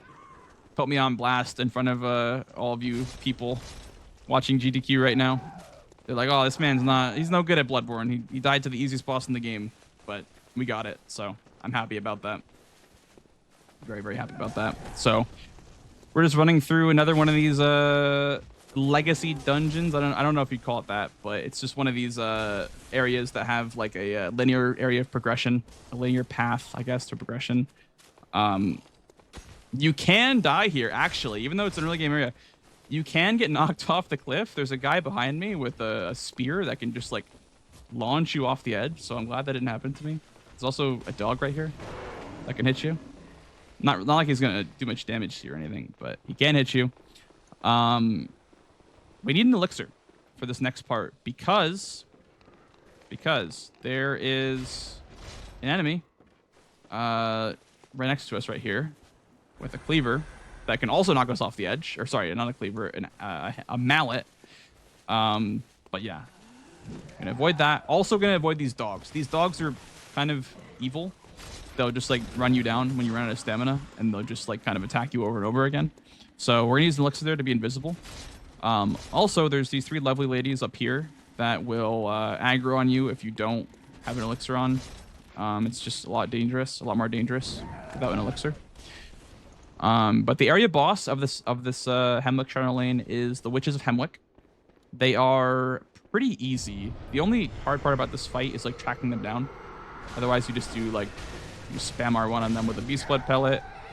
There's these like tall, like dark shades that spawn. They're kind of difficult to fight, so we're not going to fight them. We're just gonna kill the witch, and then we're going to run to. Please don't kill me. We're just gonna run. Okay, so rude enough of that that dark shade, I'm not allowed to do the skip here. So you can actually do a skip on top of a barrel, and you'll end up when you quit out, you'll end up outside the boss arena, because what ends up happening is you quit out on unstable ground while you're in an arena. And as the arena is fading out from boss arena to just normal, like, you know, playable level, there's a little bit of a grace period where if you quit out, you'll end up outside the arena again. Sadly, we can't show it off, but that's fine. It's not even that big of a deal. But yeah, we're just off to Canehurst now. We're off to the final hidden level. They had this one pretty well, actually, because you have to kill a early game boss with like an item that you get from a pretty like later on part of the run. So one of those like confusing From Software side quest classic stuff, honestly. This is Castle Canehurst, and Castle Canehurst is the home of Martyr Ligarius, who, like I mentioned earlier in the run, when Activists is asked who boss that I'm dragging the most is, it's this guy, because On +9, he is very, very tight. Like, the script that you have to do for him is, I don't want to say frame perfect, but like the stamina management is very, very tight, and I would not be surprised if we failed it once. So I will be grabbing a shortcut in the area because I just want to create some insurance for myself in case I die. It's a little bit less of a run back. So we will go ahead and we'll grab the shortcut halfway through the area. But yeah, pretty cool area. Honestly, in my opinion, it's one of the better areas that they've designed. One of the better like hidden areas. Also, it's just a nice like victory lap at this point in the run because you're just done with everything that's like hard, and you're basically just like kind of cruising. Obviously, besides Ligarius, but like everything that's hard is kind of over, and you're just like running through before the final bosses. It's just a nice little chill time in the run. But speaking of chill, this is not chill. This area right here with the blow dart man and these women that are crying. If you get hit by the blow dart man, these women will all activate and they'll start screaming at you, and this guy will continue to blow darts at you while you're on the ladder. And he basically will just like not let you climb a ladder because he'll just run out of stamina and fall off the ladder over and over again. So don't get hit by that guy. Just don't do it. It's not worth it. So we're gonna be just jumping past a set of bookshelves and pulling a lever to reveal a hidden ladder. And that's basically just that's like the puzzle of this area is you can either do that or you can run around some rooftops and just end up in that room anyway. So just gonna save some time there by doing the little shortcut. And otherwise, just a smooth run up to Ligarius. Gonna run off the rooftop early here because there's actually a gargoyle to my left that we've dubbed the K-Witty gargoyle. A speedrunner K-Witty, he was on a good pace and just got blasted off the rooftop by the gargoyle, and ever since almost every runner has just started dropping like a lot earlier now. So we're just gonna avoid the K-Witty gargoyle, and then we're just gonna be heading up to Ligarius, who I've been hyping him up as this hard boss, hopefully so that he gives me like super good RNG and I can just like have a very smooth experience here. But it's probably not gonna happen, seeing as this boss is like quite the menace. But we'll see how it goes, I guess. This is the standard opening right here, I guess. Yeah, standard opener. Nothing too crazy there. 1, 2, 3. 1, 2. 1, 2, 3, 4. 1, 2. That was like the nicest possible Ligarius you could ever get. Like, he waited so long to do that phase transition. He didn't even like throw a single hit. That's wild. Yeah. Yeah, he was.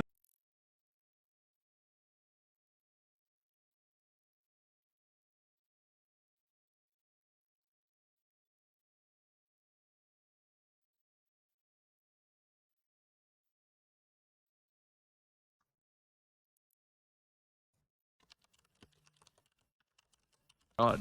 Thank you, Ligarius. That was a nice like present from him. Oh my god. But yeah, that's Ligarius. Coming up here, we do have the final Airman and Moon Presence. The way this fight works is we basically are going to be making use of the Beast Blood Pellet to get some parries off on the boss. Like so.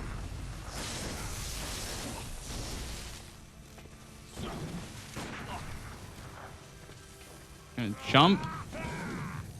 Okay. The hard part about this fight is that you have to do it in one pellet. It's 2 boss fights that you have to do in one pellet. So I'm just kind of nervous for this. It's not going well so far. But all right, that's better. That's a lot better. We have enough damage to kill him now. 1, 2. All right. He is taken care of. He is taken care of. All right, the next one's Moon Presence. This is the final boss, the hidden final boss. Oh, wait. Oh, no. I made a big oopsie. I made a really big oopsie. You didn't take the umbilical cord, did you? I did not take the umbilical cord. I can, however, I can, however, boot up a save file that has the correct stats to fight the boss. Is this what we want right now? That's more than fun. Okay? Go ahead. Okay.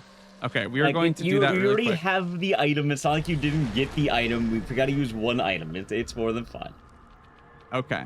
Let me just figure this out quickly. Hang on. For anyone who while we're setting this up, in order to fight the true final boss, you need to acquire 3. It's like the 1/3, so you need 3/3 of the umbilical cord. Which one of them you get through main story progression. The other 2 we have found along the route. One from I think Yusefka in the clinic, and the other one in the old cathedral when we got the doll's dress. So it was funny because we had them. I think he used one of them. I remember one of them on like an elevator. I used two. Sorry about that, by the way. I used good, 2 of them, good. but I didn't use the third one, which is actually like a mistake I have not made in a very long time. Let me just really quick see. How do I? You are more than fine. While we're waiting, I can do a couple of announcements, and I can also tell people about the 4th one. This actually let me do some of these announcements here. Is it possible to change the screen, by the way, so that I can like set this up more cleanly? Yeah, we can get Richard on that. We can wait, you turn it on. Okay. All right, we're good. Sorry about that. Anyway, while we're setting that up, just as a couple of quick announcements. One, you may join the if you would like, you can join the official GDQ Discord and add the Hotfix role. You keep tabs on upcoming events, talk with staff, and more. You can use !Discord and chat for more info on that. As well, if you do miss out on any of the Hotfix shows or events like Back to Black or Frost Fatales, you can check out the VODs on youtube.com/gamesdonequick. Okay, while we're setting that up, the umbilical cords are definitely one of the big things about Bloodborne. The game has one more boss fight.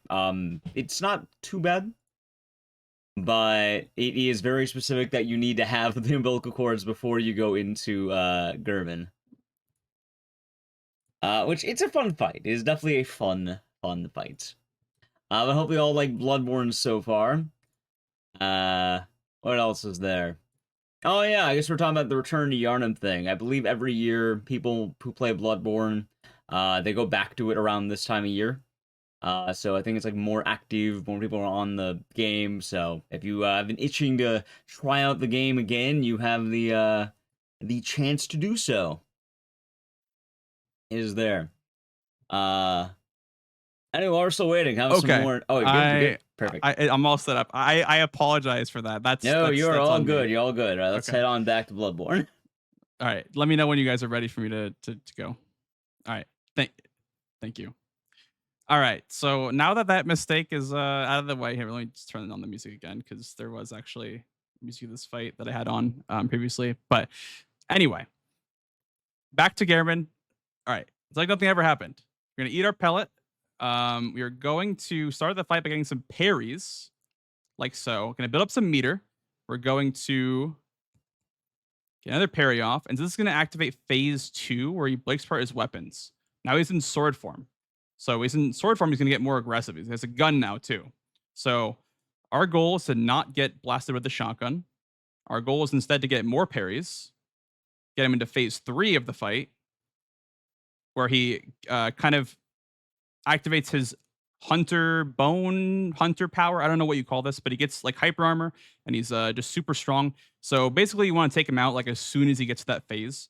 And while he's dead, we're going to be grinding up some beast meter for the next boss. Next boss is going to be Moon Presence. This file does have the correct requisites. But yeah, Moon Presence is another one of those fights that has a general script, a general idea of how you're supposed to play it out. However, does not always go the way that you want it to.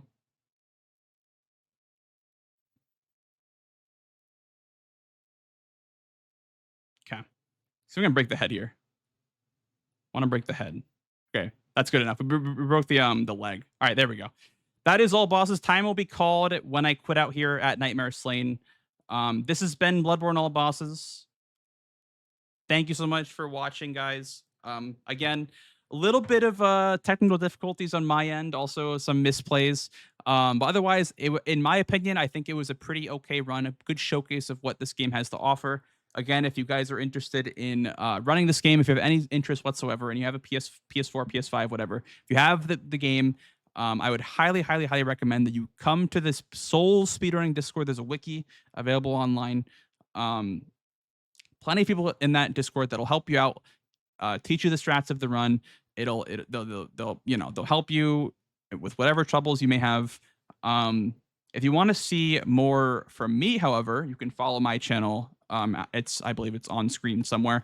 I'm Blanks. Obviously, I do Souls games. Bloodborne is one of my beloved speedruns. It's my second ever speedrun game. So, very, very special place for this game deep down for me. And thank you all so much for coming out. And I mean, that's about it for me. Any closing words, Ecdysis? No, we are all good there. Once again, I do want to mention that if you did enjoy this run of Bloodborne, Blanks does quite a lot of fun Soul stuff, quite a lot of fun games. You should consider checking him out. And yeah, if you want to plug your channel again, you're more than welcome to. Thank you. Thank you for having me, GDQ, as well. It's always a pleasure to Definitely. Thank you for the run. run my stuff for you guys. And yeah, hopefully I can see you guys again at the main event. I submitted some games, so yeah, maybe I'll see you guys on stage at the main event. So We shall yeah, see. thank you guys. It's been Bloodborne. Thank you guys. Have a Thank you. good. Hey everyone, we are back from the break. Hope you all enjoyed that run of Bloodborne. I know things don't always go perfect, but it was a damn good showing, and I hope that you did enjoy it. It is one of my favorite games to watch, and Blanks is an excellent runner. As well, I mentioned earlier, the whole 10-year anniversary of Bloodborne and the Return of Yharnam. A great time to get back into it if you haven't played it. Anyway, to kind of fit in with the whole Bloodborne theme, I thought I would show you a personal favorite horror game of mine. This game is also a British horror game. It is a weird game. It's called Clock Tower 3. It's part of the Clock Tower franchise, but this game is extremely goofy. Anyway, if we're ready to go, I'll just count down. 3, 2, 1, let's go. So, what is Clock Tower 3 and who am I? Well, I'm Ecdysis. I run Speedruns From the Crypt. I do a lot of horror games. I run quite a lot of them. I'm a big fan of the genre. Jack of all trades in the world of horror. What is Clock Tower 3? Clock Tower 3 is the fourth Clock Tower game. You think it would be the third one? It's not. It's the fourth one. And it is kind of called the magical girl horror game. That will make more sense later. But for the most part, it's going to be kind of like, just think Resident Evil in a way. We're going to be running around different areas, hubs, solving puzzles, and avoiding primarily one enemy. The main difference, if you know Resident Evil at all, is instead of having zombies everywhere, we're going to have one primary stalker who we are unable to kill, but we will be able to stun them. Anyway, what is the plot of this game? We're playing as the world's dumbest 15-year-old girl. Her mother told her, do not come home. So what did she do? She came home. That's how it goes. And then you kind of get thrown into a bunch of shenanigans like time travel and serial killers and holy water, which is going to be our main tool for the run and the game. There is a lot of quirky things about Clock Tower 3. Some of them are really neat, some of them are really goofy. One thing I definitely recommend is, while we're in this early, before we get to like all the run stuff, if you've never like seen the mocaps of this game, you probably never heard of this game, but a lot of games are mocap where they get real actors to kind of do the actions and movements of the characters. It is very, very goofy. Why did I choose this game to speedrun? I speedrun about 201 games right now. So I kind of just speedrun whatever I think is kind of dope, and I'm a big fan of the Clock Tower series. I speedrun every single Clock Tower game, every single Dead Rising game, every single Silent Hill game. I do a lot of horror. So, it is quite fun that way.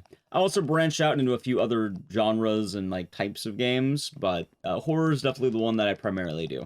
Although I also do awful games, and even some other ones. Anyway, time travel. We have now been sent over to 1940s Britain. I think it's like World War II Christmas. There's a lot of time travel in this game. Why? I'm not entirely sure. Wasn't it Frost Fatales? It was, I believe so. It was.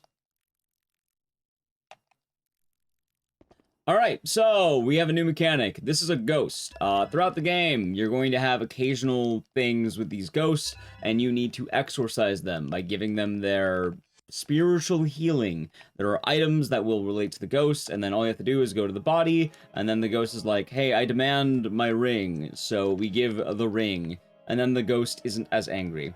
Also, we're going to take a safety strat that we don't normally do here if you're doing like full run attempts. It is pretty fast, but you get a sigil stone. This item, it doesn't lose that much time to grab, and in all honesty, with the way, I feel like there's always the GDQ curse in games, so with this, we're gonna grab that just in case. You never know how it's gonna go. To explain the health system in this game, we haven't really gone there yet. That giant thing on the top left, that's not a health bar. A standard game probably has, like, you know, a health bar where, oh, if you run out of health, you die, right? That makes sense. That's logical. Clock Tower 3 has a panic bar. So right now the bar is empty. The more it fills up, the closer to panic we will be getting. Once you're in full panic, any damage at all is an immediate kill. So it's either nothing will kill you or everything will kill you. This game's also really goofy in another way because damage doesn't work like in a normal game. In a normal game, if you get hit, naturally, you take damage, right? In this game, if you get hit, if you get attempted hits, you get hit. So it doesn't matter if you're actually hit by a weapon or anything. If an enemy will swing near you, it counts as damage. Because your character is going to be panicking, which makes sense. You are going to have some deranged serial killers. Meanwhile, we're playing as a teenage girl. So, makes a bit of sense there. That was a far throw. I don't know why I threw that far. We are about to be hitting the first major enemy of the game. We're going to have different like every hub's going to have their own unique stalker. The first one's going to have a very creative name. As you can imagine, you know, he's going to have something that really identifies who he is. You can probably guess that it's going to be something dumb. Anyway, I'll tell you right now, if you want to take any guesses, the enemy coming up is going to be a man wielding a giant sledgehammer. What do you think his name is? Any wild guesses from, I guess, the chat, or, I don't know, maybe a YouTube commenter in the future? But here he is. He's gonna be our primary stalker for the first hub. He's pretty easy to deal with. They're going to teach you about evasion and how the game works. But something really cool about this game that other games don't have is you can actually do puzzles while being chased. A lot of the Clock Tower series doesn't let you do this. This game does. Anyway, I do see some guesses in chat. Honestly, it's funny. Someone guessed Hammerman or Hammer. You're pretty much on the mark. His name's Sledgehammer. He has a sledgehammer, so his name is Sledgehammer. This isn't like a nickname. It's not like something that's just like, oh, we call him that because it's that. No, his actual enemy name is Sledgehammer. Also, this game's gonna teach you about evasion points. This is one of the only times you actually need to do this. You get a chair, and the chair is going to allow you to get rid of him momentarily. Many of the cutscenes in this game are quite goofy. They're fun to watch. We're not gonna watch pretty much any of them, but they are a bit of a treat if you never seen them. Alright, so we're going to be hoping for the best. We're going to finally be hitting the point where the panic bar is going to start mattering. Funny enough, Sledgehammer also got up, but this chase does not mean a whole lot because he's going to disappear almost immediately. He's like really excited, but then he realized that like you got just a little bit too far, so he's going to be like, oh no, that's so sad. Whatever will I do? Also, throughout the run, I will be refilling water. This is going to be a puzzle item. It's also a weapon, but you may have noticed I've been throwing this water on various sigils. That's going to allow me to bypass them. It's kind of like keys, if that makes sense. Like, it's a key.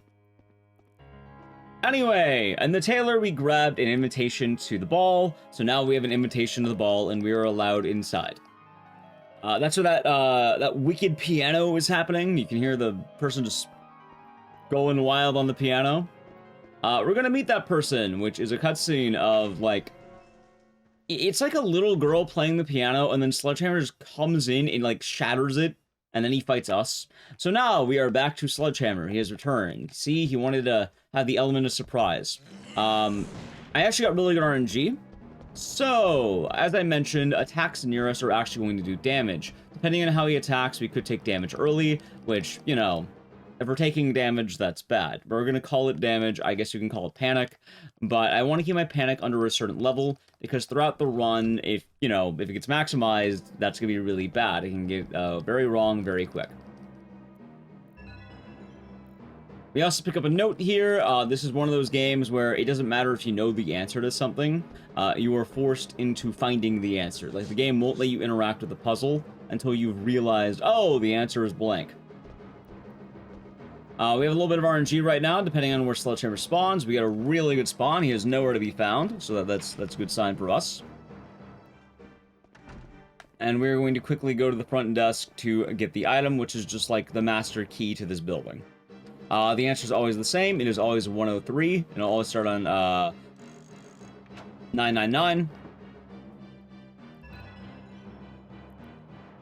So there's our key. That's going to open just about everything. But we do need to get a few tools in this building in order to make progress. As well, I'll be grabbing an item. This is a lavender. Lavenders are essentially your healing. It's like a potion. So if I get too much panic, that will lower it. There's going to be moments in the run where panic will happen. So I do want to be careful. Also, I just ran past Sledgehammer. If you're wondering how that works, doorways are really safe areas. And we'll actually be abusing that right about now. Alright, time for a little bit of tech. This game doesn't look like it has a whole lot, but the way I run here is very important. I'm going to graze the left wall here. If you run too much to the right, when that happens, you'll be getting a knockdown, and getting knocked down is immensely bad, because you enter this long stun animation where Alyssa just falls on the ground. It's not very good. Anyway, we're going to throw the water on the sigil. We're going to open this locker. As I mentioned, opening doors kind of abuses Sledgehammer. He's not going to be able to attack me because he's just so fascinated by us opening these doors.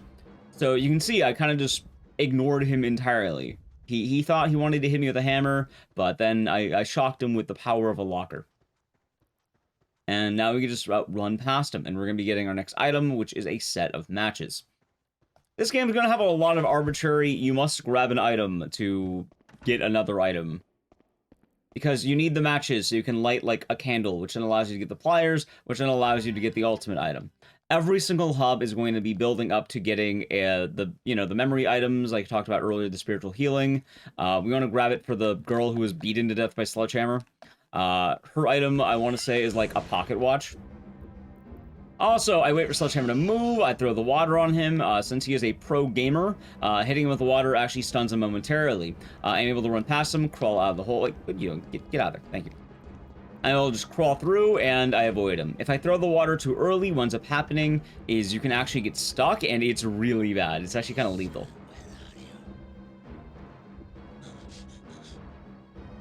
I will say as well, while we are early, a lot of the run is going to rely on the route that we're taking.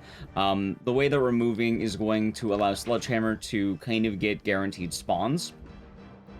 So, since he is too far behind, we know he's going to spawn in a moment. They always want to jump scare you, right? So, this next one is going to be another one of those tight movements that we're doing, where if you move in the wrong way, you eat a stun. So, you see these benches. I'm going to be hugging the second bench right on the left. By running adjacent to it, I avoid a scare, although we are in full panic. So, one more little bit of panic, and I will be, vulnerable to hits. We're going to hope I get good RNG. It looks like I did. Him pausing there is good. Sometimes he doesn't. That's why I have one water left if I need to stun him. But that was pretty solid, I should say. Pretty good stuff. And now we enter an RNG portion of the run. The amount of times that we will get a stagger is dependent on how kind the game wants to be. 2 is the best. 4 is ideal. Anything more, I am losing time. Also, you can fall off this and die, and if that happens, there is a terrible, terrible checkpoint. As much as I like this game, the checkpoints are really bad. Also, it was like comical. Like you step off, she's just like a Looney Tunes cartoon, and she just whoop. I don't think I've ever had good luck on this. I'm not gonna lie. Usually 2 per. Oh, there's 3. Yeah, this is bad.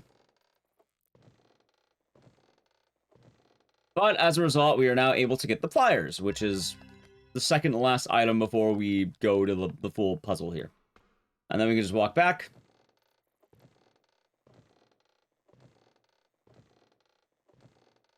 And we'll be having our last major encounter with Sledgehammer. He will continue chasing us, but he'll be trivial. But this is going to be a fun one because it's going to kind of teach you just how loose you can play with the game's physics, I guess.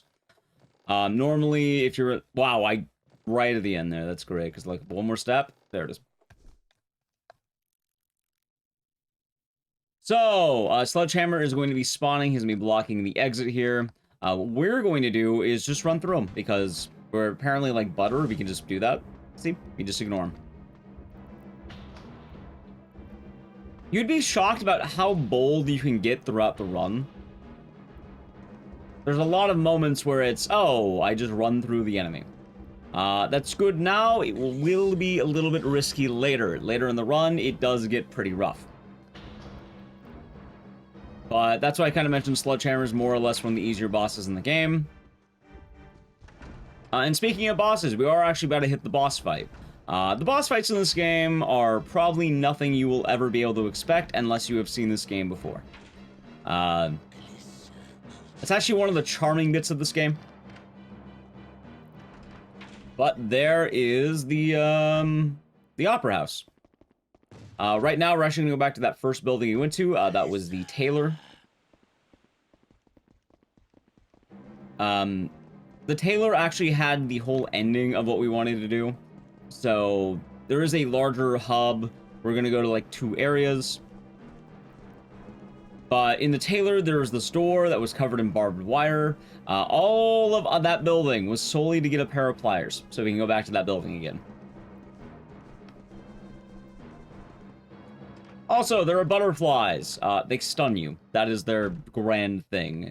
They hit you with the stun, and in doing so, you are taking damage. Well, not damage, but it freezes you, and then it ups the panic a bit.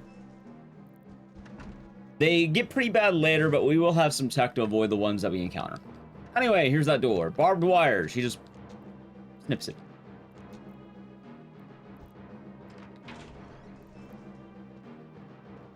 Okay, so we're gonna get first of very important items. This is a green repellent arrow. Repellent arrows are going to be a special tool that will help us out later.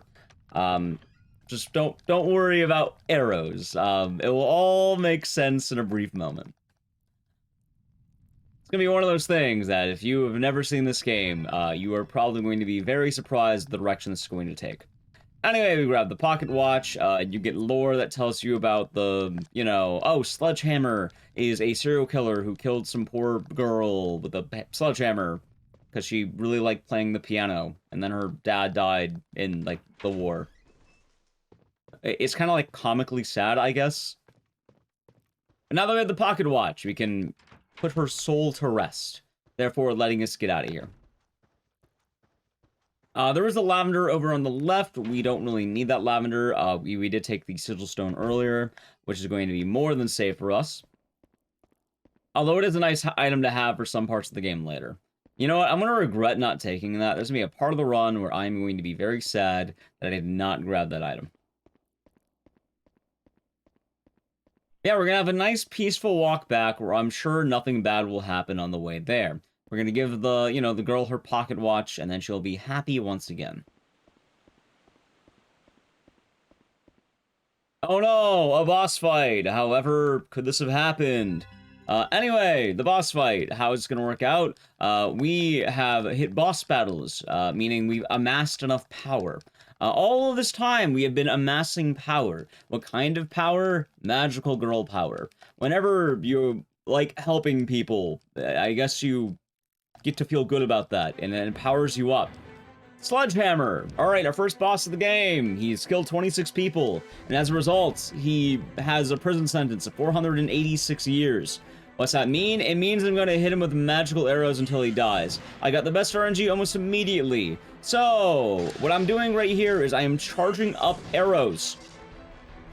I want to count to 5. A 5 charge will get a binding. Those giant yellow like balls behind him, those are bindings. If you get enough bindings, you can sentence him to death. We're gonna need to channel all of your energy for this. So I guess I'll say, chat, lend me your energy. If you're a fan of Dragon Ball Z and Sailor Moon, boy, do I have something for you. Anyway, here's a spirit bomb.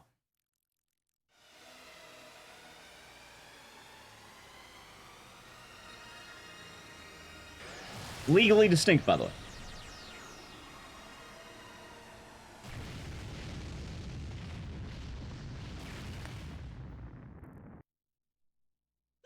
And Sledgehammer died. He just died.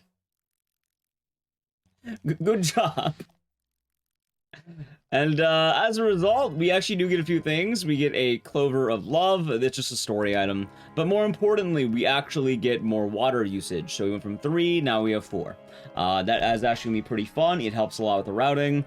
But you can kind of see what kind of game this is going to be now. I don't know why, but when I said Magical Girl Horror Game, I meant it. All the boss battles in the game, we are building up to these Magical Girl fights where you use magic arrows to hopefully summon spirit bombs, therefore killing the stalkers. Now, things about this to consider.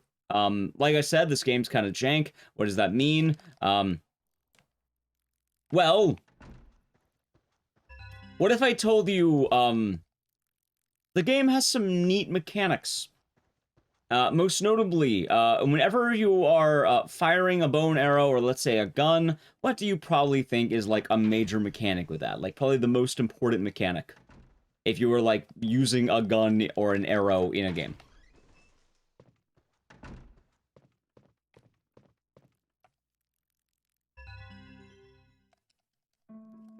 Any guesses? Like probably the most important mechanic.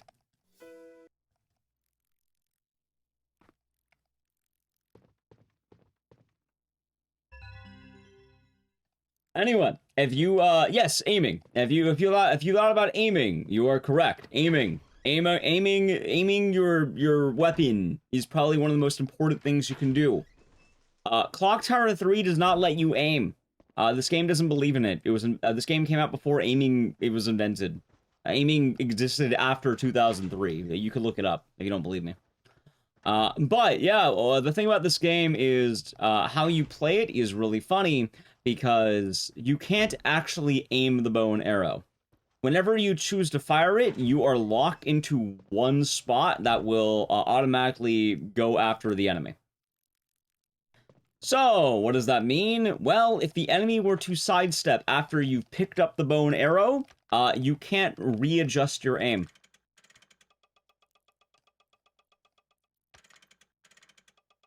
Why does it do that? I will never know. But that's actually going to be a big problem later in this run. And a lot of the tech that we're going to be doing is going to be playing around that. Anyway, we read some notes. It told us to go to this clock, solve the puzzle, and now we can go to our next area, which is just like another area of England. There's a lot of England is scary in this game. That's actually why I picked it today, because it fit with Bloodborne. I don't know. I will say, though, I did have another game in mind I wanted to pair with Bloodborne, and hopefully we'll have that game on a future episode of Hotfix. But this was my backup plan, because the other plan I had was a notable game in the GameCube era. So hopefully we can get that one in the future. Anyway, these 4 things, they are doorways. You throw water on them, and they will open up as portals to different hubs. Essentially, the main house we started at, that's your grandfather's house. That's like, let's say, the main level hub. Right now, we're in the next level, which is like, I think 1960s England.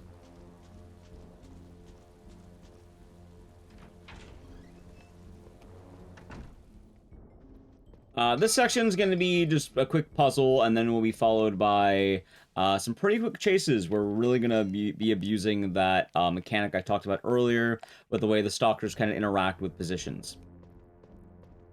I will say, though, kind of talking more about this game and, like, learning it, I like this game a lot. I don't think this game's at all hard to learn. I think it's very easy, and it's one of those games that you can very quickly find skill expression, and I feel like anyone can get into this game. It's just very good at routing, so if you move properly, congratulations, you'll be very rewarded for your movements, but at the same time, I think there's just enough in this run to keep it interesting, where it's not like a bore. There's also, very surprisingly, little downtime. Like, there's almost always something going on. Anyway, there's a puzzle. The answer's always north. You just face it north. And then we're just kind of making our way through this house in order to get an item, so we can go back to the main house, so we can get another item, so we can come back here, and then learn something that is very obvious. The whole reason I am doing, like, the next, I don't know, few minutes of gameplay is really dumb. Because all of this is building up to me moving a painting. It just might. It just might. But yeah, there's gonna be like a painting that has a button behind it, but our character is so stupid. She doesn't realize that she can just kind of move paintings. So we need evidence that the painting can be moved. And then she's like, oh, I get it. You'll see what I'm talking about in a bit. Anyway, cool little optimization here. But right now I have 0 water. This is why I threw the water early, because this cutscene will automatically give you more water. I don't know why it's actually in the game. It's literally just a cutscene of, oh, hey, a water fountain, and then she just fills her flask. She gets to feel good about it, I guess. But it's good for us because that is a free water refresh. I don't have to worry about planning the run out. I don't have to refill the water. We can actually just keep that nice and easy, making the water routing very safe. Okay, so now we are heading back to the house. We will be grabbing a couple items here. One of them being a major story item, and another one being one of those fancy green arrows that we were talking about. So, you may have noticed that during the first boss fight, I did not use the green arrows. What are the green arrows? The green arrows are repellent arrows. They are special arrows that will allow you to do more damage off of a one-shot. So, normally whenever you use the standard arrow, you probably need to charge it up. Most bosses will be 6, some bosses are 5. So for the next, like, I don't know, 3 or 4 bosses, we're going to need full charges at 6. The first boss and the last boss, oddly enough, are going to have 5 charges. Anyway, that's not going to mean a whole lot now, but the green arrow will just do a lot of damage without any need for that, right?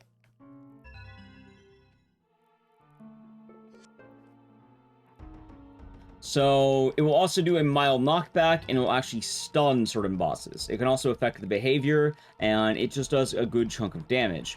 There will be another arrow we'll be picking up later as well, which will be red arrows. Throughout the whole run, we are going to be grabbing a certain amount of these, because this game is very weird, as you can imagine. Further elaborating on this game, it's funny because I just said, oh, this game's pretty easy for the most part. That's in the speedrun. Casually, this game gets absurdly difficult because it introduces a very niche mechanic you barely use, and then it has wild scaling on that mechanic. I don't think most people expect to learn a weird horror game that came out in 2002 and master the mechanics, but the power scaling in this game is notably rough. Like, you will go from probably some of the easiest fights in the game to some of the hardest fights in almost any game you've probably ever played. I've watched people play this game casually, and, like, the final boss is, like, 30-minute attempts upward, and a lot of people can't figure out the gameplay loop. But yes, I did grab a green arrow there. We'll be grabbing a good few throughout the run. Which, oddly enough, we won't be using them until we get to late game bosses, because the early game bosses are pretty simple. But some of those late game bosses, we're going to want to be able to save time. And it heavily narrows down what we're going to need to have. Alright, so now we are back in the land of our next boss. It is not going to be Sledgehammer. We're going to be getting a new guy. The next guy is going to be, I think he's actually based on like a real serial killer. It was some guy in the 1960s who was, I think, killing people with acid. So it's kind of a neat real life reference, I guess. Any other categories this game beyond 90%? There is a hard mode, which is on New Game Plus. And then I guess you can save all the ghosts, but the most popular is definitely 90%. Anyway, we picked up a roll of film earlier. This is going to go into the camera. And then it's going to produce 2 photos. The first photo is going to be just a photo of a guy getting someone out of a dumpster. And then the second photo, the one we actually care about, is a painting with a button behind it. Now that I have that, our character is finally smart enough to, I'm going to show you how easy this is, by the way. So in this hallway, there is a single painting right here that's crooked. And, oh, hey, look, there it is. Oh, it's been there the whole time. There it is. I will say, though, we're not going to watch the cutscenes. They are pretty fun. But we are going to try going for, I suppose, a decent run here. But I do highly recommend watching some of the cutscenes in this game, either on your own time or I don't know, maybe I do this run over on my end and then I play the cutscenes. Anyway, this guy is an even better gamer than the last, so when you throw water on him, he ignites on fire. His main use of weapon is spraying us with acid. And he likes to jump scare a lot more than Sledgehammer did. Sledgehammer was pretty honest. He kind of just chases you. This boss, his name is Corroder. I mean, acid corrodes. Makes sense. He is going to be heavily abusing the idea of jump scares. So what I'm going to do is I'm going to pause right before the corner. And I'm going to throw the water right here. That's actually going to go through the wall. That's going to hit him. But more importantly, I'm actually going to be avoiding a hit, which is very important there.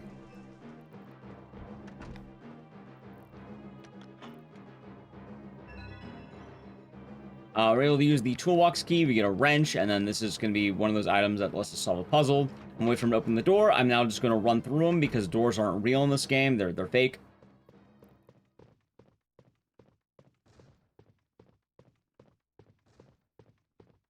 And now we're going to be hitting one of the hardest dodges in the whole game.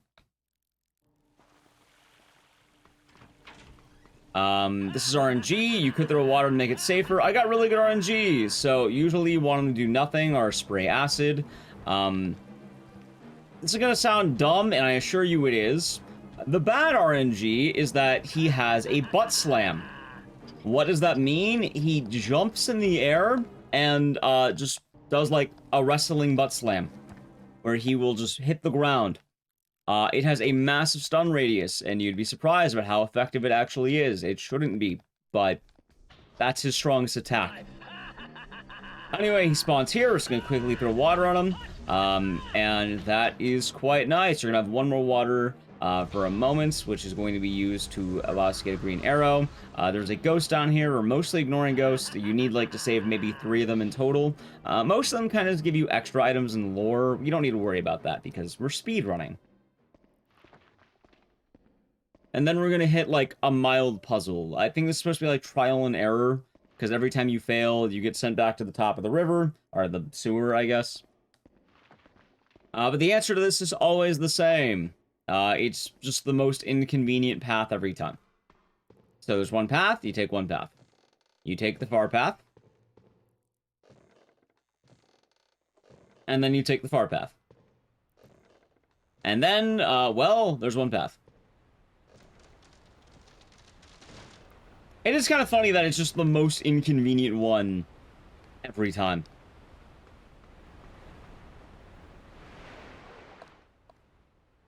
Alright, so, right now we're going to be hitting one of the trickier parts. We're going to get a fancy dodge here. Ideally, I'm going to want to get a quick turn, like that. There were slow turns, those are bad. But he's right behind me, my panic is maxed out, and we're getting a repellent arrow right here. Now, I'm going to immediately throw the water, because it'll be right behind me. That will hit, allowing me to get away very safely. But that repellent arrow is actually a more recent addition to the route, and that is going to make some of the late game fights much easier. You don't actually need 2 of the arrows I grabbed, but it will make certain fights in this game much, much, much faster. Okay, so I would actually argue that this is the hardest fight in the whole game. At least in the speedrun. The reason why is because this is probably the one with the most RNG. Corroder has excellent talent Sledgehammer didn't have. What can he do? He has, I don't know, directional permanence or something. He can go right and left. Now, when I have the inability to aim, that's really bad. So I'm going to hope that he doesn't go right and left too much, and he'll mostly cooperate. The fight that I'm looking for is I want full charges, full bindings. I'm looking for certain attacks. If I hear there she is, I must immediately counter him. If I don't hear that, I have more time. A 3 charge will always get a stun off. So I'm going to keep these 3 charges nice and ready. The main thing here is you want to make sure you do enough damage, but not too... You don't want to get a Spirit Bomb too early. You want to Spirit Bomb at just the right time. Because it can make the fight pretty hard if you get it too early. I got it pretty early, so that's not going to be good, but it's alright. If you're wondering, hey, isn't the Spirit Bomb good? Also, lend me your energy. The Spirit Bomb does a lot of damage, but it's not an immediate kill on most of the game's bosses. It will always kill Sledgehammer. The other ones will not kill. So you may be wondering, why would the Spirit Bomb be bad? It's good once because it does a lot of damage. However, I don't want it more than once because I will do more consistent damage without having to, you know, watch a long cutscene. So I'm actually going to be stopping my shots before I get there. He also went... Oh, wait. Okay, that worked. He should be dead. Oh, my... What is wrong with you? Stop that. Stop moving. Stop moving. Stop that. Okay. There. He's dead. We got him. He hit me with the masterful. Watch. Look at this fight. He did the strategy. Check it. Oh my god, what a master. Oh my god, a master of combat. Oh my god. He actually did it. He went left. Pure combat excellence right there when you think about it. What a guy, huh? What a guy. How he managed to do that, I will never truly be said. I can't tell you. But yes, that is why I would say Corroder is one of the worst fights in the game. The other fights are definitely hard, don't get me wrong. Like, they're not going to be walks in the park. But the thing is, starting now, all of those little green arrows that I've been saving, we are going to be able to use them. Once you get to the fights, at least.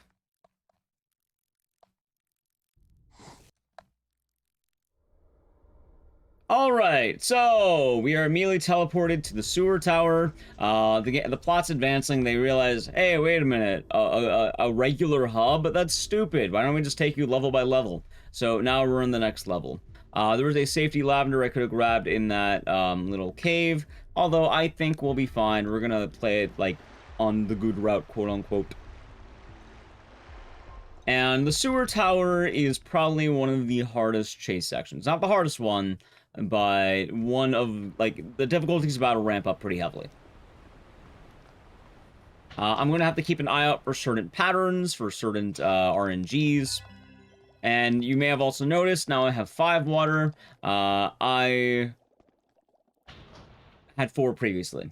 Any boss can survive 2 spirit bombs? Oh, you'll see. You shall see. Anyway, here's the next boss. He has axes. Take a guess on the name.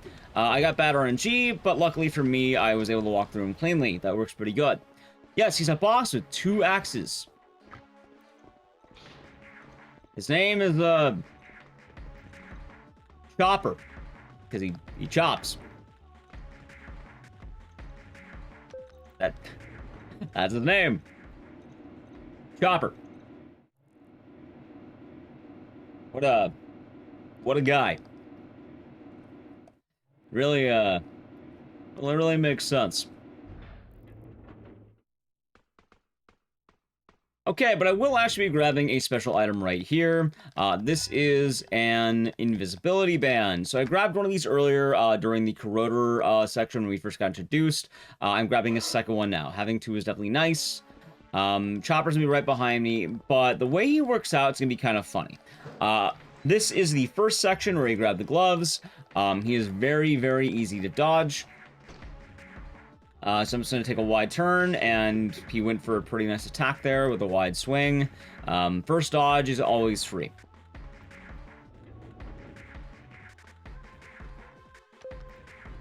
We're not going to be going to B2. This is going to allow us to get, I want to say it's like a crowbar. So, the crowbar, the angle, what we're going to have is not going to be as generous. We'll be actually using one of our waters. I need to be very careful on the amount of waters that we use, because I would like to be, I would like to have 3 left over at the end of this.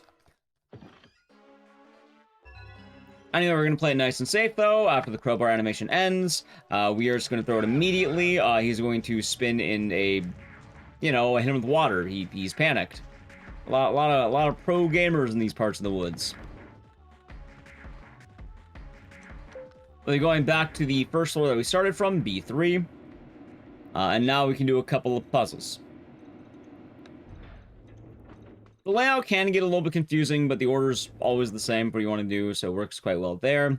We'll be having RNG on the next chopper area. I want him to spawn, preferably early. The answer to this is always the same. It is always one left of wherever you are. It's kind of goopy.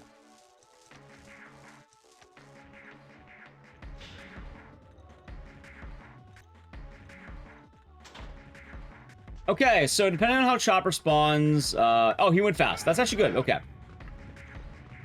He hit him with the water, and now we're able to run through. It's kind of funny, because you either want really early or really late. Having Chopper being, like, in the middle is awkward, because you can't see where he is. And you want him with the water as soon as possible. Anyway, more spiritual healing. We're gonna have the world's dumbest ghost, because there's gonna be a ghost down here who's sad that they can't find their glasses. It's so sad. Here they are. They're literally right here.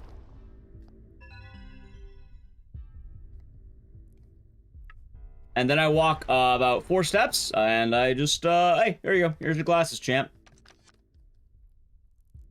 And I have saved the ghost. Now they can move on to the afterlife. Do you think if they moved like 4 feet over, they probably would have found it? But, you know, people don't always think about that. Sometimes you just, sometimes you miss that. You know, it could happen to any of us. You know, I don't think he saw his glasses because he didn't have his glasses. Maybe he couldn't see because, you know, he wasn't wearing them.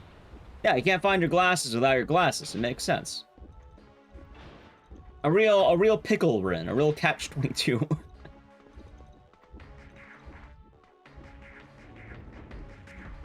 Alright, so now that we have everything, we are in a good position. B1 is going to be the last of the elevator rides. We've prepared for this. We've gotten the glove. Well, we got, like, a key card. We got the switches. We got everything, right? That is why we want to do all of that, and then we're going to be able to go to the end of this section. As well, we actually have a really little fun speedrun skip coming up, which I'll go into in a second. But let's see how RNG is. RNG is looking good. I want him to be behind me, not in front. But yeah, good RNG. That's really good RNG.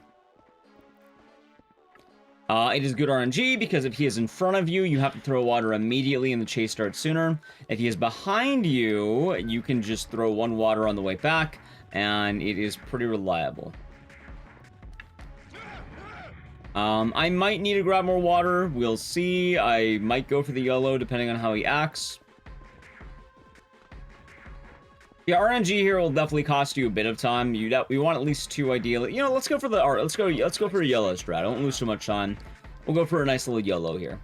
Anyway, we have now finished Chopper's hub. We'll be entering his boss fight. But before his boss fight, did you know that in addition to being a magical girl, Alyssa here has really long arms? We're going to do a minor glitch. I'm going to reach all the way down the staircase and grab this arrow on the, you know, underneath it. You have to understand, she just reached under the stairs and used her really long arms to grab it. Like, She just reached for it. You know how it goes.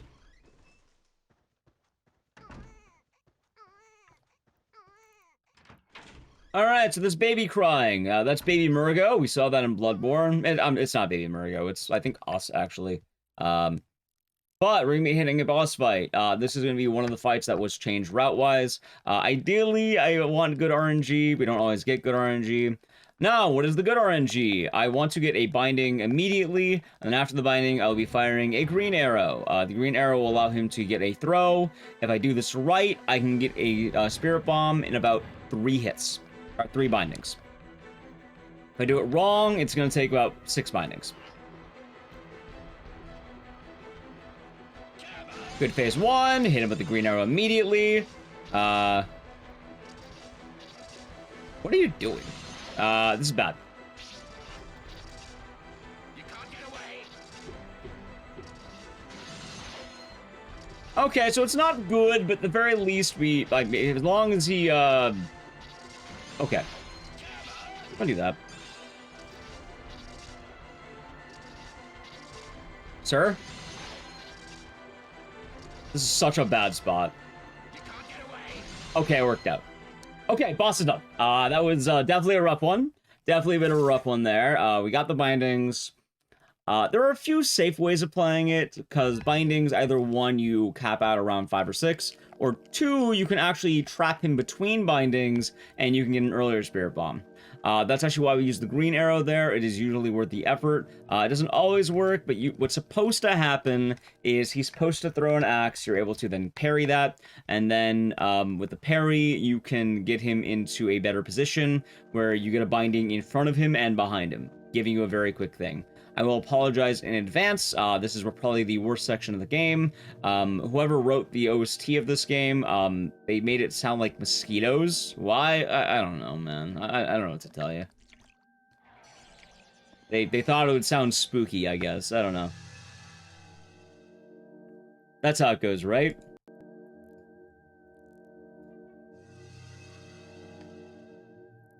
Okay, so here's some of that RNG I was talking about. There's a parry. Yeah, you get a 3 charge on the arrow, and then you can fire it into his axe, and then you counter it. Alright, I got the good RNG, maybe. I kind of need to make sure I don't get grabbed. It's not the end of the world if I do, but I do lose some time.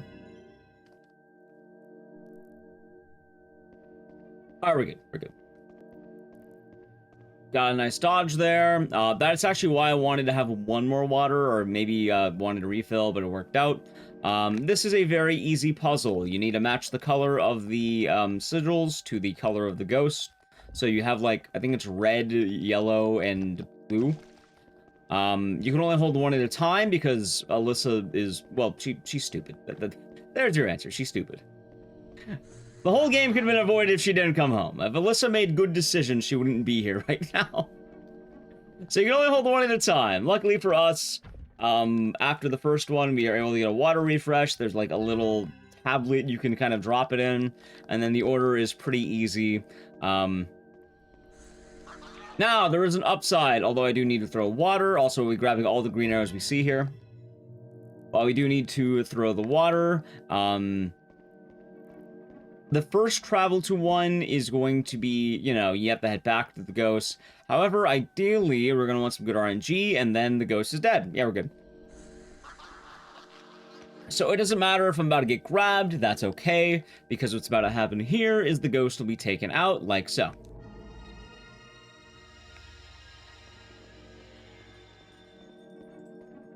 They gave Alyssa pockets for her skirt, we would have inventory. But she's carrying around lavender, 2 invisible rings, a stone, and she was carrying on random items earlier, like some nerd's glasses. For some reason, I guess these stones are just really heavy.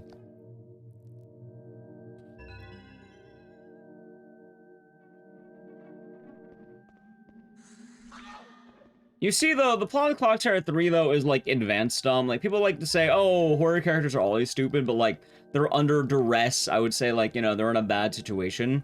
Alyssa starts the game at a boarding school, very far away from her home, gets a direct phone call from her mother telling you, no matter what happens, do not come home, you're in danger. And then she immediately decides, as a result of that call, I'm going to, as a 15-year-old girl, magically come back home somehow. Hell, it's probably harder for her to come back home. I don't know how many 15-year-old girls have, like, bus fare to get back home that easily, even know how to get back home. She was at boarding school. Anyway, I do not have high praises for Alyssa, let's just put it that way.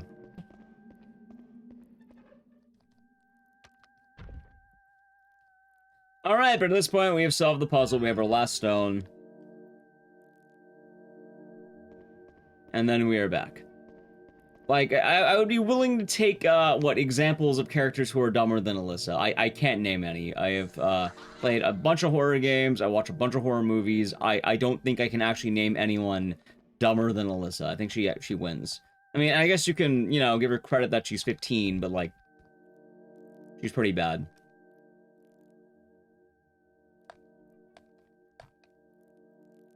Although, that can be said about most characters in this game. Like, the main villain would win immediately if he wasn't stupid too, so I guess it balances out.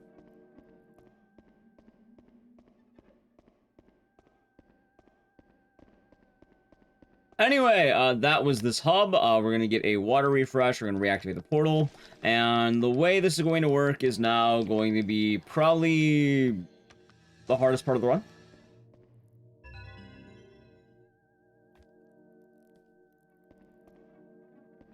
This is going to be the hardest part of the run because, one, no water. You're going to have no water for the enemy coming up. Chopper is going to have his second phase. By the way, the Chopper boss fight, he deflects your spirit bomb. He parries it. And then he sends you to his graveyard dimension. There you go. He saved the day, I guess. So, why is this part so hard? One, we need to open the portal on both sides. That's 2 waters. Right?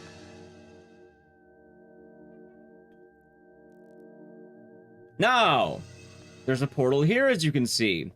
We're gonna need 2 waters. Now, there is a building you can refill the water, which would make this safer. However, you may have noticed throughout the run, I have been grabbing all of these little items. Lavenders, invisibility rings, a sigil stone. Everything I have been doing has been building up to this one moment. I'm not even kidding, literally every item I have grabbed is for this. So, Chopper is going to open with a very bad attack, and I walked into it like a dummy. I am now in a rough spot. I might be okay. We're gonna try to play this safe, although this might be risky. We're gonna be using the invisibility ring. I don't know how this is gonna go. I don't think I've ever ran into him. I messed up. But I am now invisible. It's kind of like the blue elixir in Bloodborne. Hey, it's fitting, huh? Blue ring, blue elixir. Maybe the British can just turn invisible. I'm not British. If you're British watching this, do you have the power of brief invisibility? If so, nice. Okay, that's a good attack. Actually, no, it's not. He gave me panic. The order to this puzzle is always the same. It is 1, 2, 3. You need to touch the lions on the amount of eyes that they have, and Chopper is ultra aggressive, so that is why this is so risky. I'm using the second invisibility ring here. He's actually following me, so this is a pretty aggressive Chopper. By the way, he's just spamming nice trick. He's very impressed with my speedrunning prowess right now. He's complimenting us. Okay. Oh, wait, wrong button. That's fine.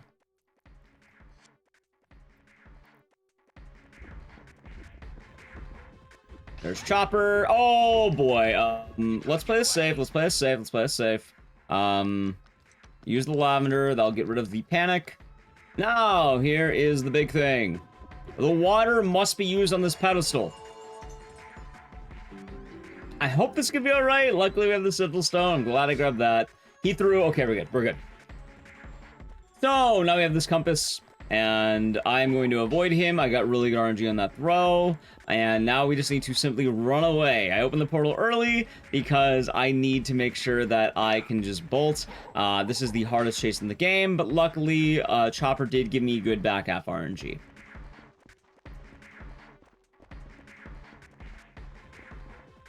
And there we go. That is the hardest chase in the game done. We did luck out. I feel good on that. Okay. And we got to keep the sigil stone for the second hardest chase in the game. But yeah, that is why I have gathered all those items. I was debating on grabbing one more lavender. Luckily, we didn't need it. I would have liked it for a part coming up, but that's all right. So I would say in terms of like actual speedrun tech, this next boss is the hardest to learn. I might not even get it down because the setup that we use for the speedrun is quite difficult. I don't think it's the hardest fight just because Corroder can always go worse. But for like actual speedrun tech, right? I feel like that's different. Like, you know, like, oh, how you execute it versus how the game will just go changes. But we're going to be entering this portal that's going to give us a new arrow. Well, it's only a couple new arrows, but one of them is like lore, the other one is an actual arrow. But we are going to be getting a red arrow and a yellow arrow. The yellow arrow is going to allow us to actually kill Chopper. It's a lore item. Then the red arrow is right there. So, I haven't really mentioned it much. What do red arrows do? Red arrows are better than green arrows because not only do you get damage, you get a free binding. It's called a binding arrow. That's pretty straightforward, right? Obviously a free binding is very good. Being able to just bind any enemy in the game immediately, that saves a full charge, which you've seen how long that takes. Red arrows are very good to grab. That being said, they are much more rare. So, we need to be very particular in how we use it. There's also another problem in this game that we haven't talked about, going back to all these arrows, right? Remember how I mentioned you can't aim? You can't alternate your ammo either. You have an order of special ammo, and you have to use in that order. Also, you can die to that section. I have never had it happen. It's possible. It's sad. Alright, boss time. So, Chopper 2 is going to be the actual fight. It's easy until it's not, or it's not until it is. What does that mean? So Chopper has a special mechanic. He cannot take normal damage. You need to parry an arrow into him before you can do any meaningful damage. He doesn't always throw the arrow immediately, except when he does. A runner named Demonic Robots found a strategy where if you use a green arrow to counter Chopper, that will piss him off enough to where he will always throw as his next attack. Botsuke then elaborated on this, so he can do this magic trick right here. I counter from behind, and I do that. I missed, by the way. That's bad. Okay.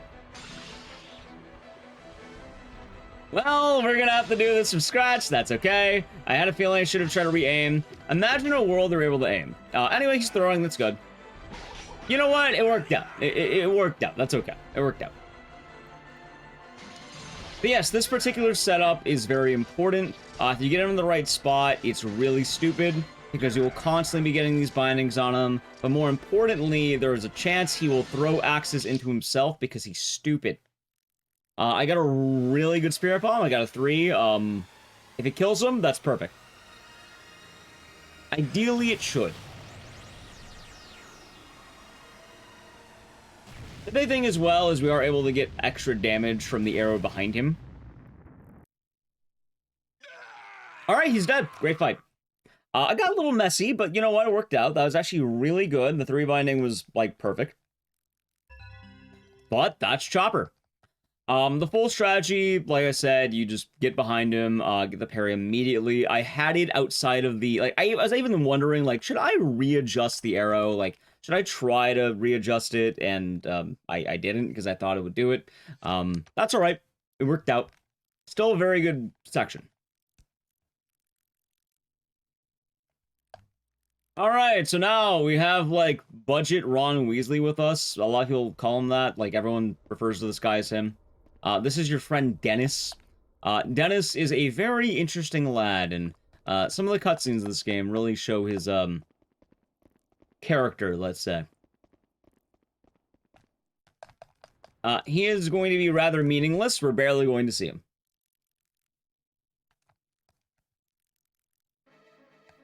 Okay, so this section, we're now in the hospital, and we're being introduced to our next stalkers.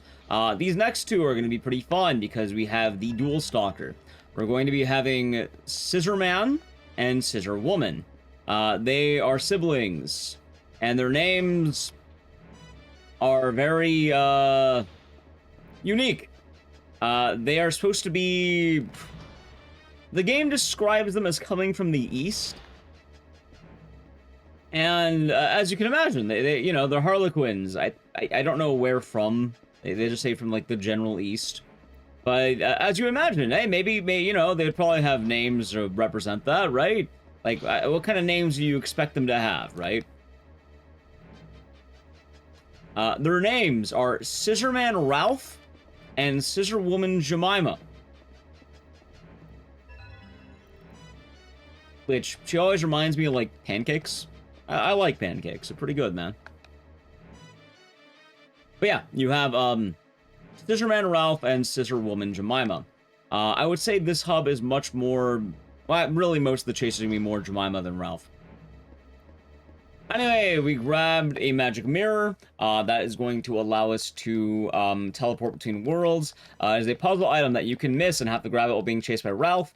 Long way of putting it, Ralph is probably the strongest enemy in the game. Jemima is arguably the weakest enemy in the game. She's not, like, terrible, but her problem is she's just too slow. She doesn't have fast attacks. So... I do think they have different names in the Japanese version of the game, by the way. I don't remember what they are, but in the North American version of this game, Ralph and Jemima.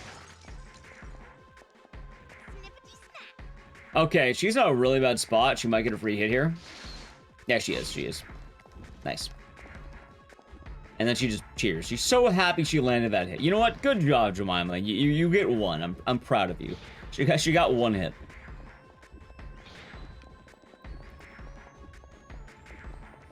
So, why is Jemima considered easy? Jemima has very slow attacks, right? They hit hard, but the problem is they are some of the slowest attacks in the game. And normally, whenever she's attacking, it's never going to actually go off. She's one of the only enemies in the game. Like, she attacked, I'm already very far away. So her attacks don't actually do anything because outside of the range or panic would hit. So, even though I mentioned if an attack happens near you, take damage, she's the only enemy in the game that if you get attacked by her, you can outrun the attack. Ralph, on the other hand, has some of the fastest attacks in the game, and they're very, like, swift. Like, he has wild range, he has hard attacks, they all knock down. He is, like, the exact opposite. The only reason why Chopper has the harder portion of the game is because he lasts longer. Ralph would probably be the hardest in the game, if not for the fact that you see him twice. One of which is right now. Which, he spawns right next to a door, and then right across from this door is going to be the end. There you go. Yeah, so he didn't even get the chance to really show up. There you go, but we did it. There's gonna be our portal, and as of right now, we are entering the final hub of the game. We're making pretty good time. I think we're like an hour in. This ain't bad. I don't think we're gonna get a PB because I feel like some of those fights didn't go the greatest, but we'll see. But this section has some pretty mean loads, or checkpoints, I should say. Also, remember that sigil? This is why we grab it. Scissorman Rudy and Scissorwoman Janice, or Janice in the Japanese version. You know that would track, wouldn't it?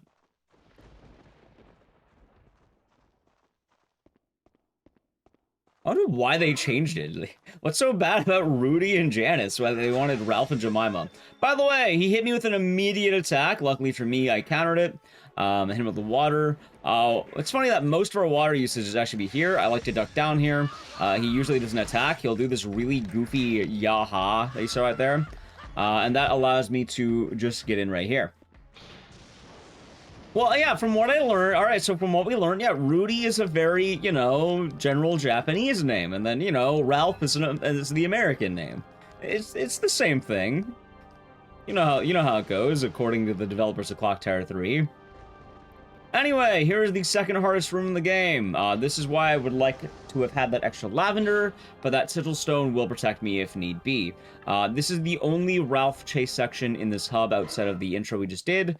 I'm going to hope that RNG is kind. I need to make sure I get to this paper before he attacks. That's good so far. He does do a big swing. I don't care about that. But we're actually going to be hitting him with water, and ideally that should allow... Oh, okay, I didn't lose the water at least. But I am in panic. First time I've seen panic all game. Panic is a problem because you can't control the actions of your character all that well. Luckily for me, the sigil stone came in handy. That is why we grabbed that. If I did not have that sigil stone, I would have had to have done the entirety of the outside again. Panic will have to go down naturally. You know what? Good preparation. That's why you plan, right? When you plan for something and bad things happen, then you're prepared.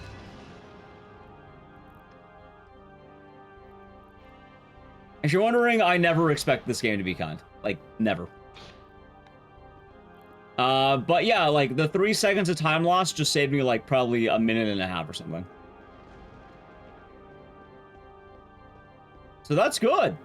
Also, Alyssa's really strong. In addition to the magical girl powers, apparently being a magical girl allows her to have the world's strongest legs. Right now, she's shimmying on the side of the building. Now, what's more wild than that? Doing it in a squat, because she's going to do a squat and then shimmy. I don't know if you've ever tried this. You don't want to do that. That is probably, like, immense core strength. I don't know how she did that.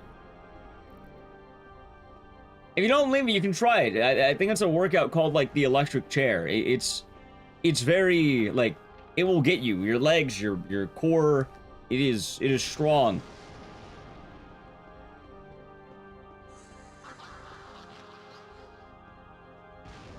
If you're also wondering, that note we grabbed with Ralph, we needed to grab it because in this little door, there's going to be a loose bar, window, I guess, and you wouldn't know about it unless you have the note.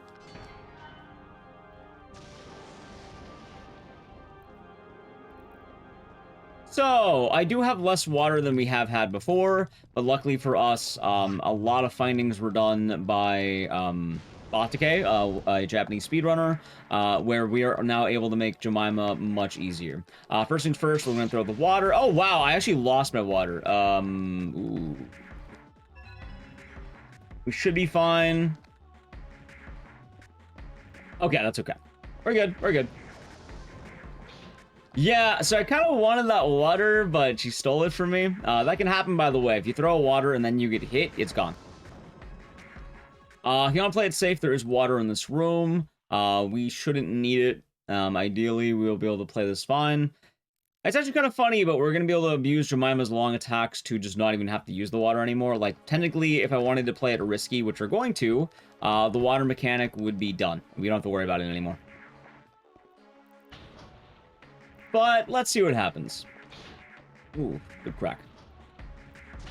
So, Jemima is about to hit me with a jump scare. If we run perfectly straight, we should be fine. At that point, she does do the attack, but before the damage comes out, we actually use the door to cancel that, which is pretty damn good. Jemima also will never chase you into this room. I don't know why. She doesn't like this hallway, which is convenient for us because we have the different crests. We're grabbing letters. It is going to be A, which we already grabbed, N, which we're grabbing now, and then we get D. It spells and. Or damn, if you want a clock tie reference.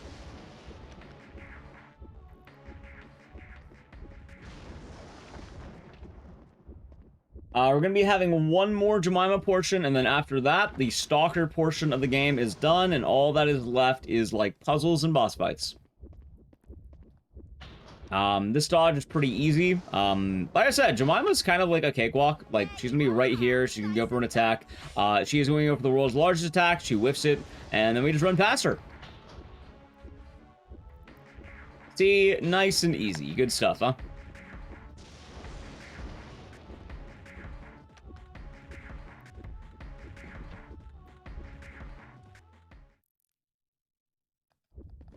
Alright, Jemima might attack one more time. Once again, she's really slow. I'm not going to worry about that. And we're officially done with Jemima. I mean, chasing. Boss-wise, we saw the fighter. But in terms of the chase, she's not going to chase us anymore throughout this area. Now we're going to hit a tough part of the run. I wouldn't say it's the hardest part, but this can go wrong if we're not careful. But I get to tell you something pretty cool, because while I do run a lot of games, I don't always find things for the game. Sometimes I do, though. And this trick was actually discovered by me. I see I get to hype myself up for once. This trick is going to be called YOLO Nights. Why? I don't know. I thought it was a fun name. YOLO Nights. You YOLO the nights. That's pretty straightforward. So after this puzzle room, what's going to happen is that hallway of knights is going to become active. The knights are going to swing their blades. If you get hit by any of the blades, it is an immediate death unless you have a sigil stone, which then it will harm the sigil stone. Normally in the past, what runners would do is they would wait out the night, and then they would go when it is safe. You know, kind of the whole looking both ways when you're crossing. I decided looking both ways when you're crossing is not the speedrunner way. I mean, maybe in the street it is, but like in a video game, no, you want to go fast. So, instead of just waiting, I simply don't wait. I know, that sounds like 300 IQ right there. But the actual idea behind it is the window at which you have to actually move is very tight. You want to be careful, because if your movement is at all sloppy, you will not have enough time to make it. In fact, there's a good chance maybe I even missed this. It's one of those things that it usually works. Alright, so here we go. We're just going to go for it immediately. If we do this right, we should be able to make our way nice and through. There we go. That big wide swing, barely missed it. We're good on phase 1. You have to do YOLO Nights twice. So we got 1, it is time for 2. It's funny because that doesn't sound interesting, but like, in total, it's probably like a good 20 seconds of time save. Like, it really does add up. But the problem is, if you at all mess up, your run dies, because you have to redo the whole room. There is a checkpoint in the beginning of the night room, but depending on how you messed up, it can get really bad. Also, not to mention, if you mess up in this hallway, you have to do it again. Okay, here's the boss room. There's a cutscene where they prank you, and like it's goofy. They kill Dennis, but then you find out it's not Dennis, it's a decoy Dennis. They made a fake Dennis, and then they kill him in front of you, and then they show you the real Dennis, and then you go like, "That's what's gonna happen if you don't listen to us." And it's like, what? Why did you do that? What? Why did you do that? But then we're back here, and then you find out, oh, the whole time your grandfather was the villain, which you trusted your grandfather, but like, you think all the grandfather had to do was tell Alyssa, oh wow, that's wild. There's some demons out there, huh? We should stay at the house until midnight so it'll be nice and safe, and then he just kidnaps her. But he doesn't do that because he's also stupid. Anyway, here is YOLO Nights 2. Hopefully this should work.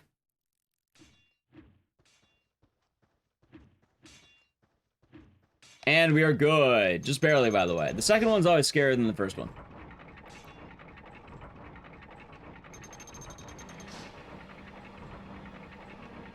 Alright, so, oh, wait, we do this again. And we are right at the end of the run. The cool part, though, is the end of the run is all boss fights. We're going to be having 3 boss fights in a row. And they are progressively difficult. Actually, I would even argue Sizzlewoman Jemima is not exactly easy. So, we're about to go into hardcore explaining mode. Also, here's the goofiest song in the game. This is Jemima's theme song. Hopefully it reminds you of pancakes when you think about it. Ready? This is every morning when I have breakfast. This is my pancake music. Right here. Okay, so boss time. Jemima does not have a large health pool, but her thing is that you are actually able to aim for once, but you can't, I mean, you can't auto aim. That's the main thing. So I'm going to aim right here. I'm going to get a full binding, full charge. If I do it right, she should make it work. After that, I'm going to go right here, aim the green arrow, and she's almost dead. She's probably, oh wait, oh, I missed. That's fine. Good job, Jemima.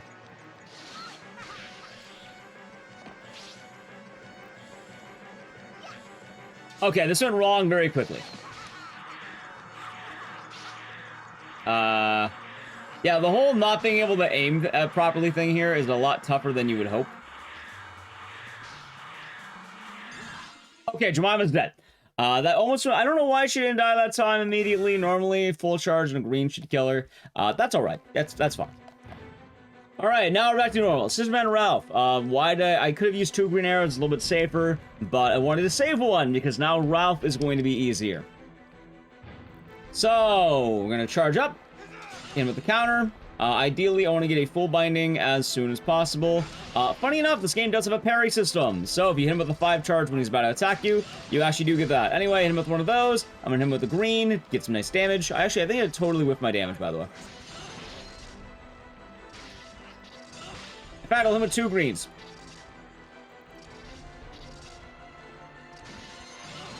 And Spirit Bomb. I think it worked. I think we got it. So yeah, all those greens have been saving up. Ralph, Jemima, and then the final boss. This silly clock tower game. They're all silly, but this one's very silly, yeah.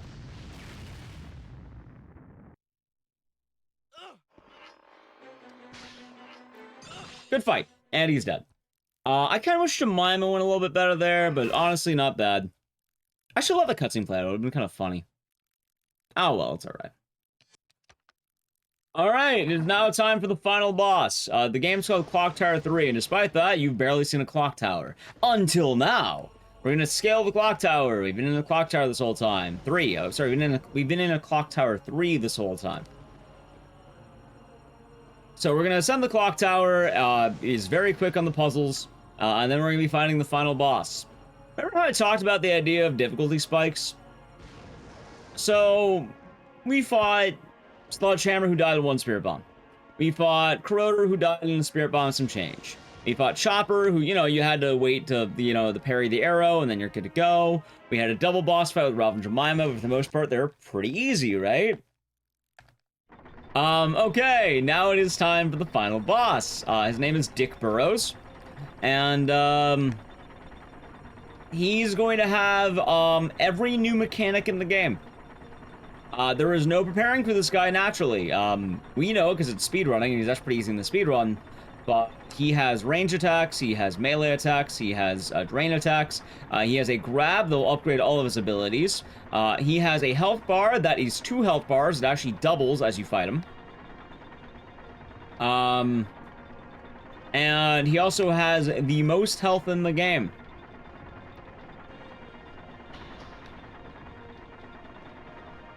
You may have been wondering, why did I grab all that stuff? Why did I grab all those arrows? Why did I grab all that? This one fight in the game is why we grabbed all that stuff.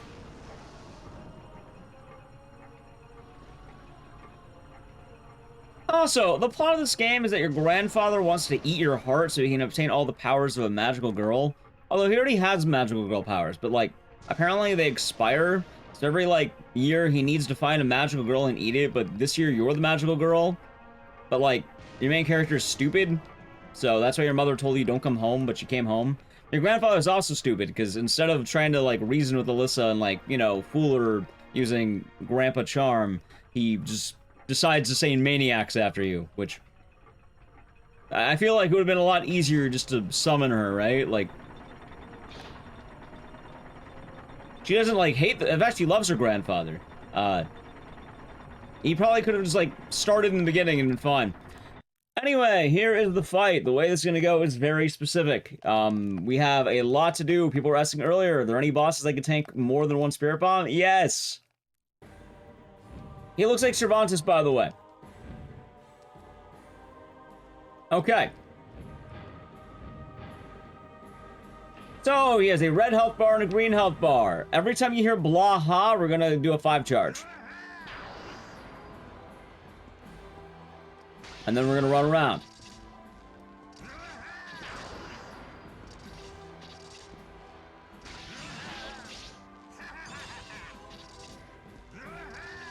The plan here is Grandpa actually does get binded by a 5 charge.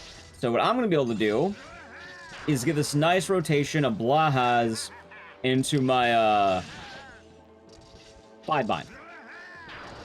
After about 5 of these,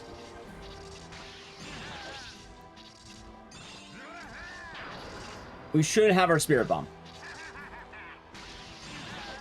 There it is. Okay. 1.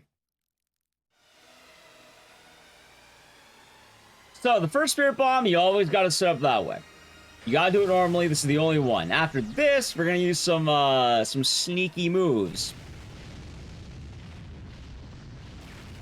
We're going to bait out the first attack. He has 2. It could either be a Pool of Blood, or it could be Blaha. Pool of Blood, or we can hit him with the 5. Now, I want him to do any attack. That's fine. We're going to go behind him, and we're just going to rail him with arrows. We're going to hit him with 2 green and 1 red. At this point, he is stuck. And then I'm going to bind him, and that is Spirit Bomb number 2. So, these binding arrows, they really came in handy. That's why I want to do it. It's green, red, green. You fire all 3 directly into his back. It gets the 3 bind every time. And this is the only boss we do more than 1 Spirit Bomb, because while the animation is long, he has 2 full health bars of more than anyone in the game. Let's get a little bit, confident here. And then we do this. 1, 2, 3.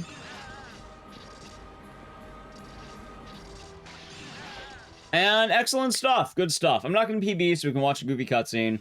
I probably would have, like, either a low 119 or a high 118. Run does not end when he dies. Whenever he dies, probably add maybe 15 seconds max. Maybe 20. So right here, just add 20 seconds. That'll be our official time. But I want to show you my favorite cutscene, if you have never seen this cutscene, because it is certainly goofy. This is unedited. Look at my hands. I am not editing this. This is not Richard. He is not adding images in. This is just the game. I think it was probably a high 118, by the way, but time's not over yet. This is a real cutscene in this game.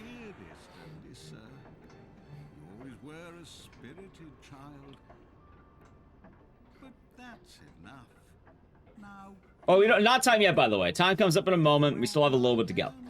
This cutscene is funny. I like showing it off. What's the matter, Alyssa? Don't you want to live happily with me for all eternity? Yeah, they just put that photo in there twice. It's supposed to be a dramatic moment, and then the finale of the game actually happens right here. Alyssa takes strength. You have to go to the statue that was broken in a cutscene. You can go around him, you can go in front of him, but time will be coming up right now. Time. Yeah, so I probably would have had, like, I would say a high 118. But not bad. Especially marathon estimate. I feel like if certain fights went well, I probably could have had a PB, but, like, it doesn't always happen. By the way, she just has a sword now. And then he sounds like a Saturday morning cartoon. What a sound, huh? What a sound.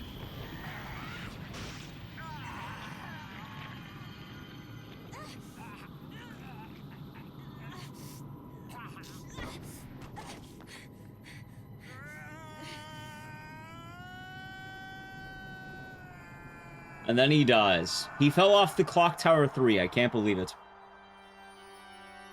Also, there's your mother. She was a statue and then she broke, but now she's alive. But then she's gonna, like, immediately die again. But yeah, that was Clock Tower 3. I hope you did all enjoy that. It is a pretty fun horror game. It is pretty goofy if you've never seen it. And I think it's all around charming. It's a fun game to run. I like running it. And I thought it'd be a fitting game to kind of match with Bloodborne. I have been your runner, Igdisis. If you did like that run, I do quite a lot of horror games on my own Twitch channel. I do plan these Speedruns From the Crypt episodes. So if you like anything in the world of horror, you probably might like the stream. Come check me out sometime. I'm on, like, everything. YouTube, Twitch, all of the stuff. And then, yeah, we can watch the final cutscene here. I guess we went well under estimate. That's pretty good. Pretty good stuff. Yeah, usually I keep it 125 for safety. I can go really wrong if you're not careful. Some of the checkpoints are rough. Like, if I died to Ralph in the clock tower section, You go all the way back to the intro of that part, and it's like 2 minutes down.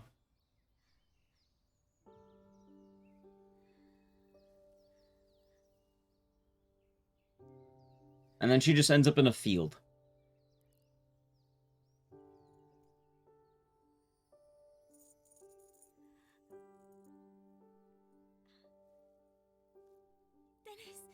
Oh, look, see, he's fine. He got out there. He did it. See, he got it. Mum, we did it. We did it, Mum. And that's Clock Tower 3. Yeah, Clock Tower 3. Yeah. We did it. Yay. All right, that being said, I do want to say thank you all for watching this episode of Speedruns from the Crypt. It's always fun to do a run for you. I do hope you enjoyed it. It was fun being able to showcase the Bloodborne for the 10-year anniversary and just kind of have that on the show. I also do like always showing off Clock Tower 3, so thank you for indulging in that. We will be back in about 2 weeks or so. We do a lot of fun horror stuff, so I have been your host, Dices. I do plan on a lot of these Crypt episodes, so if you did like it, come check me out sometimes. As well, before we did go, I do just have a few announcements. One, thank you to anyone who did sub, Prime Gaming gift subs, or, share bits on the GDQ Twitch channel. They do help support the GDQ Hotfix, so thank you for that. And if you are enjoying, consider doing so. As well, if you, are ever wondering on the season lineup, you can go to gamesandquick.com/hotfix to check out the schedule for the in-depth look of all the week's runs. And last and certainly not least, we do have a GDQ's International Transgender Day of Visibility celebration, weekend highlighting transgender speedrunners on March 29th and the 30th. You can use !transvisibility in Twitch chat for more information. I do want to say thank you all once again for watching. We will be having a rerun, a replay of both Crosshair and Speedruns from the Crypt in a moment after this. As well, tomorrow at Friday, 7 p.m. Eastern, we'll be having a Speedrun special and Passion Project. And I've been your host, Dices. Have a wonderful rest of the day and or night, and take it easy.